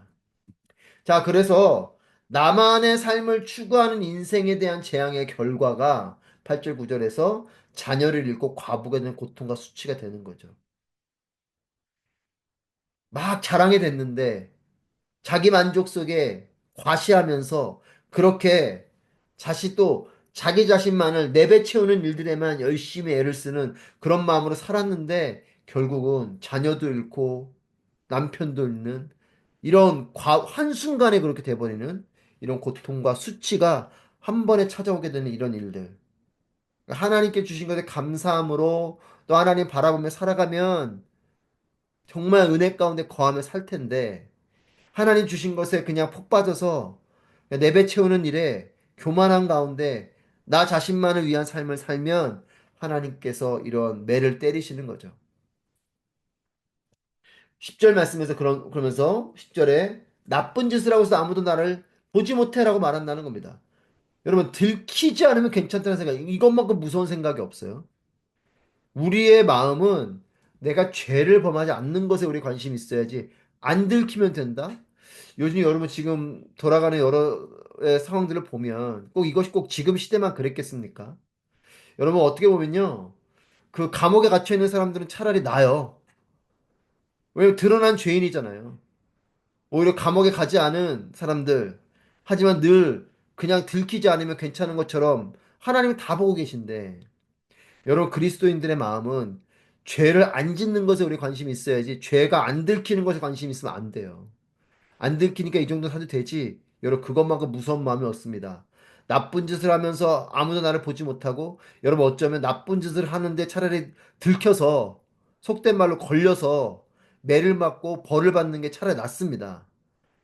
오히려 안 걸려가지고 그냥 드러나지 않고 그냥 몰래 몰래 계속 그런 나쁜 짓을 하고 있는 나쁜 짓 지으면서도 사람들한테 안 들키려고 이렇게 저렇게 거짓말로 계속 쉴드를 치는 이런 일들로 가면요. 오늘 보십시오. 10절 말씀에. 하나님께서 이런 자들을 향해서 하나님 심판이 임할 것을 11절에 말씀하지 않습니까? 이제 재앙이 너에게 닥칠 거다. 내가 알지 못하는 파멸이 갑자기 너에게 내리닥칠 거다. 여러분 갑자기 내리닥칩니다. 눈이 계속 오다 보면 비닐하우스 같은 게 한순간에 퍽싹 무너지잖아요. 밤새 눈이 올 땐 모릅니다. 조용히 내리는 눈 사람들이 괜찮겠지 싶어요. 하지만 그러다가 지붕이 무너지는 거예요. 죄가 차곡차곡 쌓일 때 괜찮겠지. 소리 없이 쌓여지는 죄 별로 신경 안 쓰고 있다가 심판이 내리닥칩니다. 회개하셔야 되고 저도 마찬가지고 하나님께 죄를 쌓아두시면 안 되고 들키지 않았다고 괜찮은 게 아니고 하나님 다 보시고 계시기 때문에 우리의 죄가 있다면 회개해야 되는 거고 여러분 그렇게 될 때 진정한 하나님의 정의와 공의가 펼쳐지는 거겠죠. 안 들키면 되고 그냥 어떻게 무마시키면 되고 그냥 괜찮다 괜찮다 하면 돼. 그게 아니잖아요. 여러분 그래서 이사야서를 보면서 우리가 이 시대를 봐야 되고 우리 자신을 봐야 됩니다. 누구를 정죄하는 것으로 보라가 제가 이 말씀 드린 것이 아니라 먼저 우리 자신을 봐야 됩니다. 내가 먼저 이 부분에 나를 먼저 비춰야 돼요. 늘 우리는 나는 안 비추고 딴 사람만 얘기해요. 아닙니다. 물론 그런 사람들도 이 하나님의 이 부분 앞에 서야 되지만 우리도 그 부분에 서야 돼요. 그래서 내 안에 있는 들보를 보십시오. 자, 바벨론 종교의 무익성 12절부터 15절 말씀에서 이런 미신적인 지혜와 또 우상적인 이런 사술에 의지하며 살아가는 이런 사람들 하지만 그들에게 묻습니다. 너희가 그렇게 미신을 쫓고 우상을 쫓지만 실제로 그들을 통해서 어떤 이익을 구할 수 있었는지 한번 시험해봐라. 한번 해보라는 거죠. 정말 너희가 한번 해봐라. 그러면서 말씀하시죠. 우상의 무익함을 증거하고 있어요. 12절 말씀에서 너가 어릴 때부터 부려왔던 마법과 많은 요술을 갖고 어디 한번 버텨봐라. 혹시 잘 되지 누가 알겠냐? 내가 나를 겁나게 할지 누가 알겠냐? 반어법을 쓰고 계시죠. 그래 한번 너가 믿었던 대로 한번 해봐.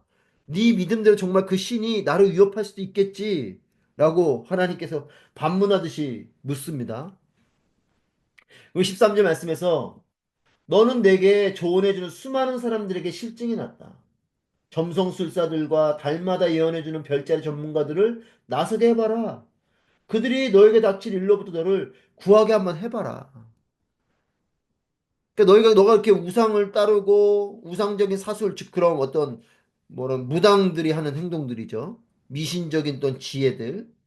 그런 그들이 말하는 뭐 샤머니즘적인 거든 아니면 뭐 해달별을 섬기는 거든 그래서 그런 어떤 천문 지식을 가지고 있는 그런 점성술을 하는 별을 보고 점을 치는 이런 그런 그 당시에는 이게 최고의 어떤 학문이잖아요. 하늘을 보는 일, 별을 보는 일. 그 당시에는 이것이 엄청나게 큰 고차원적인 학문입니다. 천문 지식, 점성술 이런 걸 가지고 그들은 이것이 또한 어떤 종교랑 종교화해서 하고 있었죠. 뭐 참고적으로 여러분, 이집트는 태양신을 섬겼잖아요. 이쪽 메소포타미아 쪽은 달신을 섬겼습니다. 그래서 성경에는 해와 달은 또 그것을 의미하는 게 있어요. 해를 섬기는 족속들이 있었고 달을 섬기는 족속들이 있었어요. 별을 따라 사람들은 길을 따라갔었고 별자리를 따라서 점을 쳤고 여러분 그래서 그런 것처럼 이들이 가지고 있는 그런 어떤 하나님 이 모든 게 하나님이 지으신 건데 여러분 해를 섬길 것이 아니고 해를 만든 분을 섬겨야죠. 달을 섬길 게 아니고 달을 만든 분을 섬겨야죠. 별을 만든 분을 섬겨야죠. 별을 섬기는 게 아니지 않습니까? 근데 이들은 그 모든 걸 만드신 분을 안 섬기고 이런 걸 섬기고 있는 이런 부분이 하나님 말씀하시는 거예요. 어떤 것으로도 구원할 수 없다. 한번 너 시험해봐라. 너를 구해내겠냐? 그런 것들이 구해낼 수 없다. 하나님 이외의 세상 모든 것, 그 한낱 불에 타버리는 지푸라기 같은 것이라고 강하게 강조하고 계십니다. 여러분, 그렇습니다. 영원한 분은 하나님밖에 없고, 영원한 약속을 이루시는 분 하나님밖에 없어요. 우상은 약속도 안 하지도 못할 뿐더러, 뭐 약속을 하지 않으니까 약속 자체가 없지만, 시간도 영원의 시간을 살지 않죠. 그 우상들 시간 지나보십시오. 여러분, 한국도 가보면 저도 뭐 여담으로 건축하면서 전통 건축 찾아 막 여기저기 많이 다녀봤지만 가보십시오. 그 산당에 있는 그런 우상들, 뭐 그 절간에 있는 사천왕들, 절간에 있는 그런 뭐 뭐라 그럴까요? 그런 뭐 불상들 사람들이 닦아주고 관리하고 하니까 그나마 명맥이 유지돼 그냥 두면 다 썩어지고 없어질 것들이잖아요. 영원하지 않죠. 다 그냥 물질들이어서 다 그냥 없어지는 존재들이잖아요. 한낱 불에 타버리거나 지푸라기처럼 사라질 것들, 푸른 마르고 꽃은 시드나 주의 말씀은 영원하잖아요. 영원은 하나님밖에 없어요. 하나님 외에 모든 것들은 다 사라질 존재들이죠. 그렇기 때문에 바벨론의 우상의 허무함을 그렇게 말씀하고 있는 겁니다. 14절 15절에서 지푸라기 같아서 불에 타버릴 것이고 그 불은 몸을 녹여줄 정도의 숯불이 아니다. 옆에 앉아 쬐 정도의 불이 아니다. 그들은 엄청난 불꽃에 임해서 자기 스스로도 구해낼 수 없을 것이다. 내게 이 같은 일들이 일어날 것이다. 내가 공을 들여 온 사람들, 내가 어릴 때부터 거래하던 사람들은 모두 도망가 버려서 너를 구해줄 사람이 아무도 없을 것이다. 우상 숭배하는 것 너희들에게 아무런 힘이 되지 않는다. 이스라엘 양 하나님의 승리를 선포하시면서 이제 이사야 선지자가 40장 이후에 바벨론의 그 포로기로부터 돌아오게 될 것을 예언하는데 이 구원의 역사를 이루실 분은 창조주 하나님 만물의 창조주이시고 주권자 즉 주인 대신 로드이신 이 하나님밖에 없다는 걸 지금 계속 이야기하고 있는 거예요. 자, 이스라엘은 물론이고 온 세상을 향해서 우상을 제발 버리고 구원자인 하나님 앞으로 나오라라고 권면을 하고 있습니다. 40장부터 39장까지 심판을 말씀하시고 이제 40장부터 구원의 메시지로 이어지면서 이 말을 계속하고 있어요. 돌아올 것이다. 여러분 40장부터 55장까지가 제2 이사야서라고 우리 개론 때 말씀드렸던 거 기억나십니까? 그럼 바벨론 포로기에 가 있는 그들에게 주시는 말씀인 거죠. 그리고 이제 이 55장부터 50 나머지 이제 66장까지 56장부터 66장까지가 이제 제3 이사야기로 이제 이스라엘 백성들이 예루살렘 돌아오고 난 이후의 부분에서의 선포에 대한 메시지인데 지금 그 40장부터 55장까지는 포로기 바벨론 포로기로 간 그들을 향한 예언의 메시지이고 그들의 컨텍스트에서 이 말씀을 봐야 되는 거예요.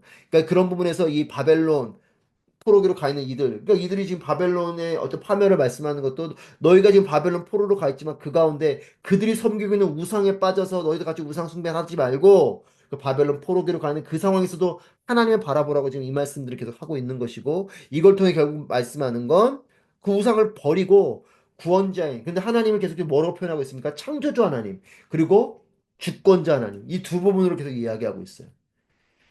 자, 그러면서 우리가 48장을 보게 되는 건데 48장은 비록 이스라엘이 계속해서 하나님께 충성을 다하지 않는 불충한 그런 존재들이지, 그런 모습으로 나아가지만, 신실한 하나님은 하나님 말씀하신 대로 그 일들을 계속해서 이뤄가시는, 비록 이스라엘 백성들은 충성하지 않는 불순종하는 자이지만, 이들을 향해서 하나님께서 약속하신 그 약속을 하나님은 신실하게 이뤄가신다는 거예요. 여러분, 이 하나님의 열심을 보십시오. 우리가 아직 죄인 되었을 때 우리를 구원하시는 하나님이시라고요. 우리는 그렇게 못합니다. 우리는 구원하려 마음 먹었다가라도 그 존재가 요만큼이라도 잘못하면 너 구원 안 줘. 여러분, 죄송한 말씀이지만, 부모인 우리가 그럴 때가 있지 않나요? 여러분들은 훌륭해서 안 그러시겠지만, 저는 그럴 때가 있더라고요. 뭘 자녀한테 좋은 거 해주려고 하다가도 말 안 듣거나 뭐 하면 안 줘. 밥 먹지 마. 뭐 이렇게 하더라고요.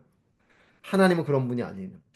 하나님은 우리가 여전히 죄인이고 우리가 여전히 하나님께 등들는 자이지만 하나님은 신실하게 약속하신 그 일을 이루시고 그렇게 예수를 보내주신 거잖아요. 우리가 아직 죄인 되었을 때에 그리스도께서 십자가 못 박혀 죽으심으로 우리를 향한 하나님의 그 사랑을 확증하셨다. 이 신실하신 하나님, 약속하신 걸 이루시는 이 하나님, 이것을 48장에서 말씀하고 있습니다. 자, 완악하며 패역한 이스라엘 백성들 향해서 하나님 말씀 선포하시는데 1절, 2절 말씀에서 야곱의 집아, 이스라엘이라 불리는 사람들아, 유다의 혈통아, 이것을 잘 들으라. 너는 여호와의 이름으로 맹세하고 이스라엘의 하나님을 부르고는 있지만 진실과 공의로 하지는 않는다. 그들은 스스로를 거룩한 성읍의 시민들이라고 부르면서 그 이름 만군의 여호와 이스라엘의 하나님께 의지한다고 말하는구나. 들으라 이렇게 말씀하십니다. 들으라. 야곱의 집이여 이를 들을지어다. 개역기에 그렇게 되어 있는데 우리나라 성경에서는 이것을 잘 들으라 이렇게 말하고 있죠. 여러분 쉐마 이스라엘 기억하시죠? 들으라 이스라엘아. 하나님은 구약에서도 끊임없이 선지자 통해서 하는 말씀하세요. 우리에게 쉐마 이스라엘. 이스라엘아 들으라. 동일하게 지금 하나님께서 야곱의 집아 이스라엘아 불리는 사람들아 유다 혈통아 들으라 말씀하세요. 들으라는 말은 그냥 듣기만 하라는 게 아닙니다. 듣고 깨닫고 깨달았다면 삶으로 실천하는 것까지 말하는 거죠. 쉐마 이스라엘은 여러분 그냥 들으라는 게 아니고 듣고 깨닫고 살라는 거예요. 하나님 오늘 우리에게 말씀하시는 것, 기록된 말씀 보는 것은 동일합니다. 우리에게 그걸 보던, 그걸 눈으로 읽던, 아니면 우리가 정말 귀로 듣던, 그 듣고 보고 읽은 그 모든 말씀을 깨달아야 되고 깨달은 말씀대로 삶으로 실천하라는 거죠. 하나님 말씀에 입술로만 아멘하지 말라는 겁니다. 삶으로 순종하는 살아있는 신앙이 되라는 거예요. 저는 여러분들이 그런 부분에서 여러분의 큐티가 정말 살아있는 말씀이 우리의 삶 가운데 이루어지는 큐티가 되기를 바랍니다. 제가 설교할 때 저도 설교한 대로 살아야 될 것이고 여러분들도 설교를 들으시고 아멘 하셨다면 그 아멘은 말로만 하는 것이 아니고 그대로 살아야 되는 거죠. 마태복음 7장 21절 말씀 여러분 교재에 있죠. 7장 21절 말씀 여러분 교재에 있는 거 같이 한번 읽어볼까요? 85페이지에 나더러 주여 주여 하는 자마다 천국에 다 들어갈 것이 아니요 다만 하늘에 계신 내 아버지의 뜻대로 행하는 자라야 들어가리라. 여러분 이것은 행위적인 걸 말하는 게 아니고 믿음으로 구원받지만 여러분 구원을 이루는 믿음은요 우리의 삶을 변화시키는 믿음이 되는 거예요. 내가 어찌 아멘하고 믿음으로 고백한 것을 삶으로 안 사라지겠습니까? 그건 가짜 믿음이죠. 그게 야고보가 말한 죽은 믿음이잖아요. 진짜 우리를 구원하는 믿음, 구원은 믿음으로 이루어지지만 우리를 정말 구원하는 그 믿음은 살아있는 믿음은 그 믿음이 삶이 되는 거예요. 내가 아멘하고 믿은 것이 삶으로 이어지는 것이 진짜 믿음인 거죠. 그래서 아버지의 뜻대로 행하는 자라야 들어간다. 이런 말을 마태복음에서 우리에게 전하고 있는 겁니다. 자, 이와 같은 권면은 그래서 이스라엘이 비록 하나님을 의지한다고 하지만 그들은 성실하지 못하고 말로는 의지한다고 하지만 전혀 성실하지 않아요. 실제적으로는 의지하지 않는 거죠. 두 번째, 하나님의 이름으로 맹세한다고 하면서도 의로움이 없음을 추궁하는 맹세는 너가 그렇게 했지만 너가 결국 의로움이 없지 않냐? 이렇게 되묻고 있는 부분이 되는 거죠. 자, 그러면서 이스라엘 구원을 향한 하나님의 일을 신실하시 이런 이스라엘 백성들이지만 하나님은 이들을 향해서 신실하시게 그 구원을 이루십니다. 1절, 2절에서 이스라엘의 불충, 즉 충성하지 않음과 그들의 불의함과 그러니까 정직하지 못하고 거짓된 이런 말로만 주여 주여 하는 이런 모습들을 하시면서 그 후에 이스라엘을 향해서 하나님의 새로운 구원 계획을 말씀하시고 그 구원 계획이 반드시 성취될 것이다 라고 선포하세요. 지적은 하시지만 너희가 이렇기 때문에 내가 약속한 걸 이루지 않겠다 이것이 아니고 너희들의 이런 모습 가운데 나는 신실하게 이것을 이룰 테니 내 이 약속의 말씀을 너희가 믿고 너희도 내게로 돌아오라 이런 부분이죠. 자, 과거에도 이스라엘을 하나님께서 구원하셨는데, 과거에도 뭐 출애굽기를 포함한 이스라엘을 구원하신 그 하나님은 이제 이스라엘 향해서 또다시 새롭고 비밀스러운, 즉 새로운 일이죠. 새롭고 비밀스러운 일이 이제 이루실 때가 되었다라고 알려주고 계세요. 즉, 하나님의 구원이 임박했다. 지금 이 40장부터 55장의 컨텍스트로 보면 바벨론 포로로부터 이제 돌아오게 될 날이 이제 곧 오게 될 것이다라는 말씀이겠고요.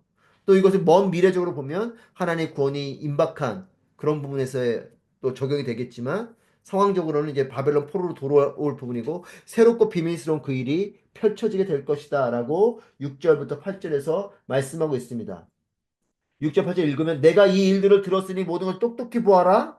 그리고 내가 한번 말해 보아라. 지금부터 내가 내게 새로운 일을 말하겠다. 이것은 내가 알지 못하는 비밀스러운 일이다. 이 일은 오래전이 아니라 지금 막 창조한 것이다.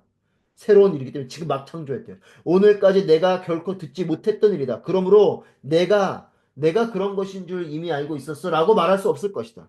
그렇죠. 미리 예언된 게 아니에요. 이제 지금 새롭게 구원의 부분이 선포될 것이기 때문에 나는 너를 듣지 또 못하게 하고 알지도 못하게 했다. 옛날부터 내 귀는 열려 있지 않았다. 나는 내가 얼마나 반항적인지 잘 알고 있었기 때문이다. 나는 내가 태어나면서부터 반역자라고 불릴 만한 사람이라는 것도 잘 알고 있었기 때문이다.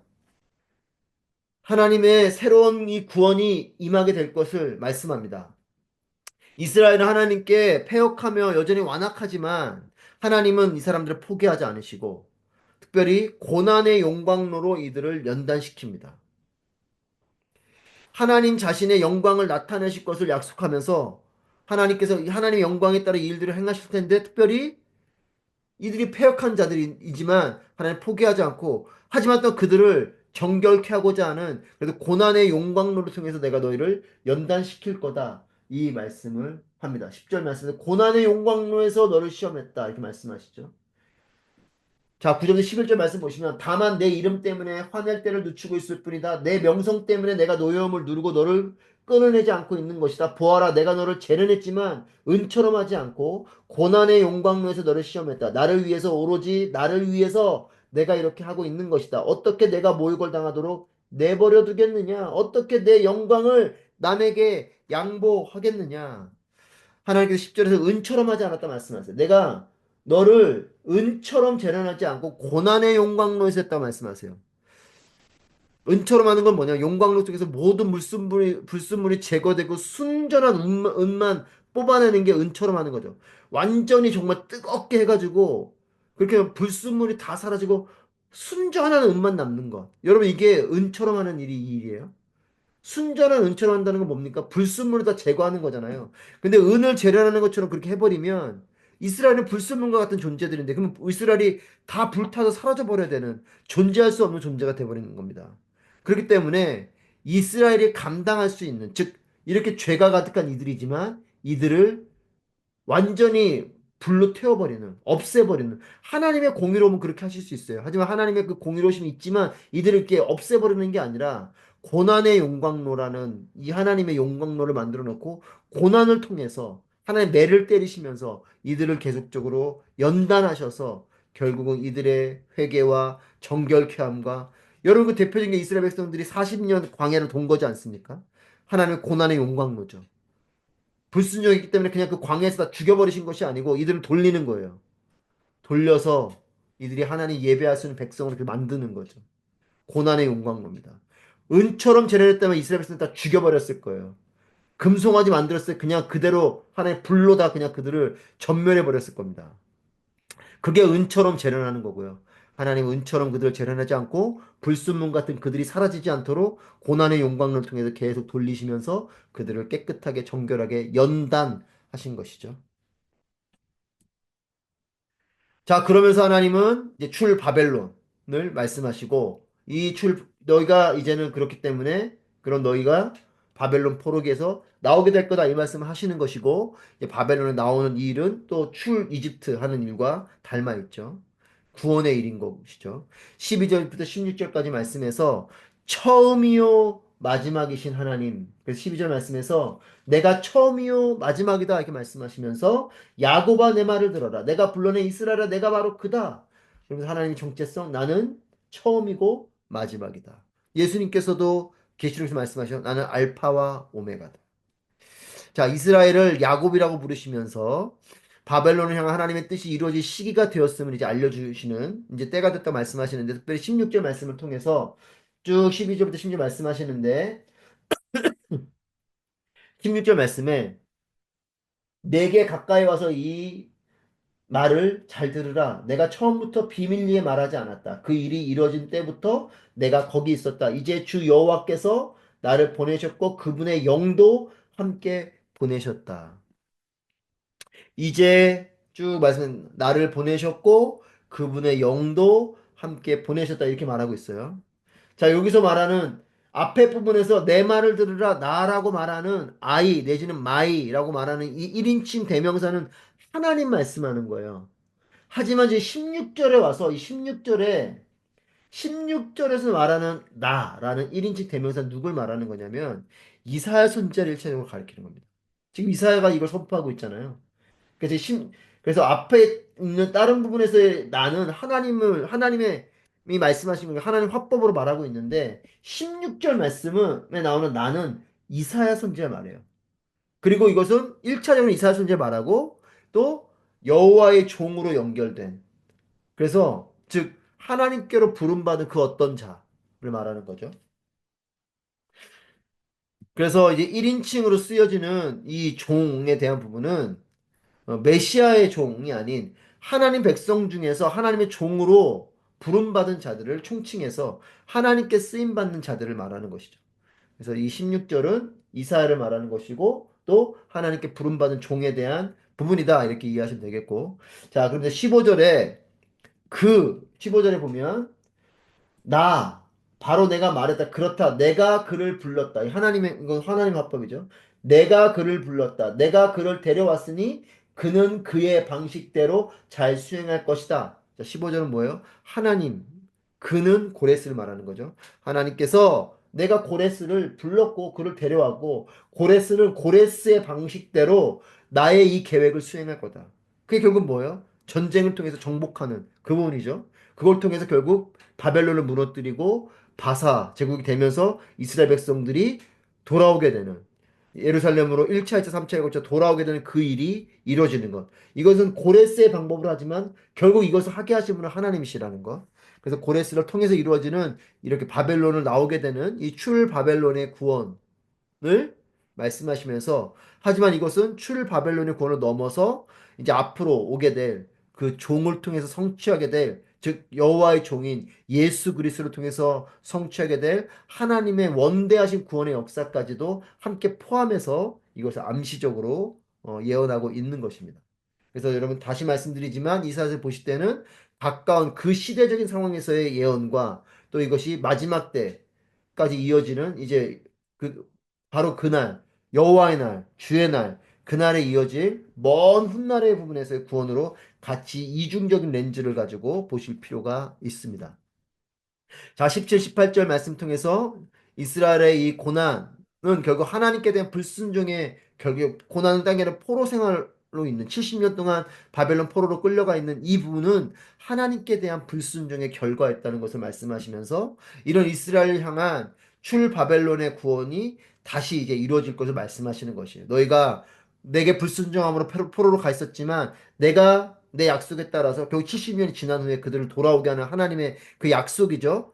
그 약속을 이루시는 것이에요. 그런 구원이 이제 다시금 약속된 것이 이루어질 것을 말씀하고 있습니다. 17, 18절 말씀에서 그걸 말씀하고 계시고 자, 그래서 20절부터 22절 말씀에서 보시면 이스라엘의 사명. 그래서 20절부터 22절 말씀에서 너희는 바벨론을 떠나고 갈대아 사람들로부터 도망치라. 여러분, 갈대아 사람들은 바벨론을 말하는 겁니다. 갈대아 우루 기억나시나요?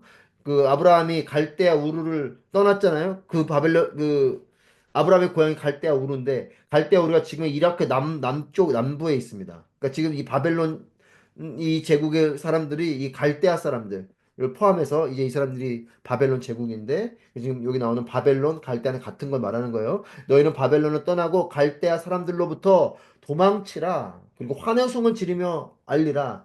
여호와께서 그분의 종 야곱을 구원하셨다. 말이 도망치라지 그들로부터 나오란 얘기죠. 그러면 그들이 하나님이 우리를 구원하셨다. 이 소식을 땅 끝까지 전하라는 거예요.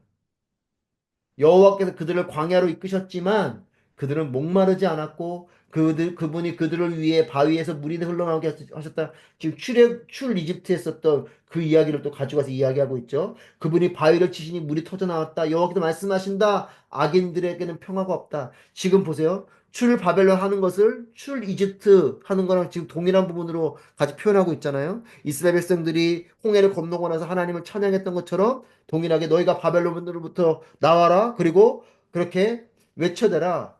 하나님 구원하셨다. 이 소식을 땅끝이 듣도록 하라. 이 말씀을 하는 것입니다. 자, 그래서 20절, 22절 말씀을 통해서 우리가 보는 것은 이스라엘의 사명은 뭐냐면 자신들이 구원받고 그냥 룰루랄라 좋아졌다. 이게 그들의 사명이 아니고 자신들의 구원을 이루시는 이 하나님을 땅끝까지 전파하면서 온 열방에 하나님의 구원을 선포하는 것이 이스라엘의 사명이에요.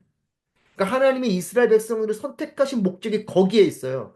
이스라엘 백성에게만 구원이 아니고 그들을 통해서 아브라함에게 말씀하신 약속은 그 이스라엘 백성들을 통해서 온 열방에 그 흩어진 족속들에게 복음이 전해지는 그것으로 이스라엘 백성들을 선택한 것인데 그 사명을 여전히 말씀하고 계신 것이죠.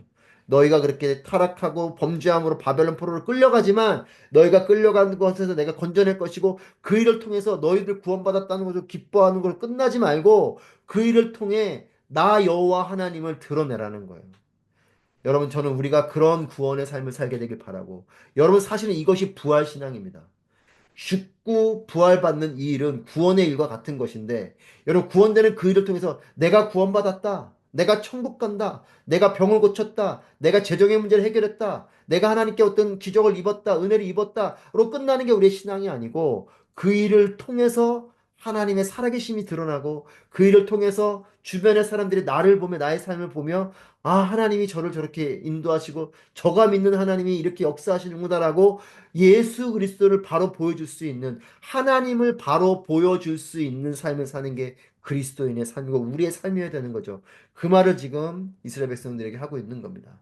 그러면서 땅 끝까지 전하라 말씀하시죠. 여러분 너무나 잘 아시는 말씀, 뭐 사도행 1장 8절 말씀도 그렇고, 또 이제 이 뒤에 있는 49장 6절도 이 말씀하고 있고, 사도행전 13장 47절도, 그 마태복음 28장 19절, 땅 끝까지 이 하나님을 전하는, 복음을 전하는 일에 대해서 성경 말하는데, 디모데후서 4장 2절 말씀을 잠깐 보면, 너는 말씀을 전파하라.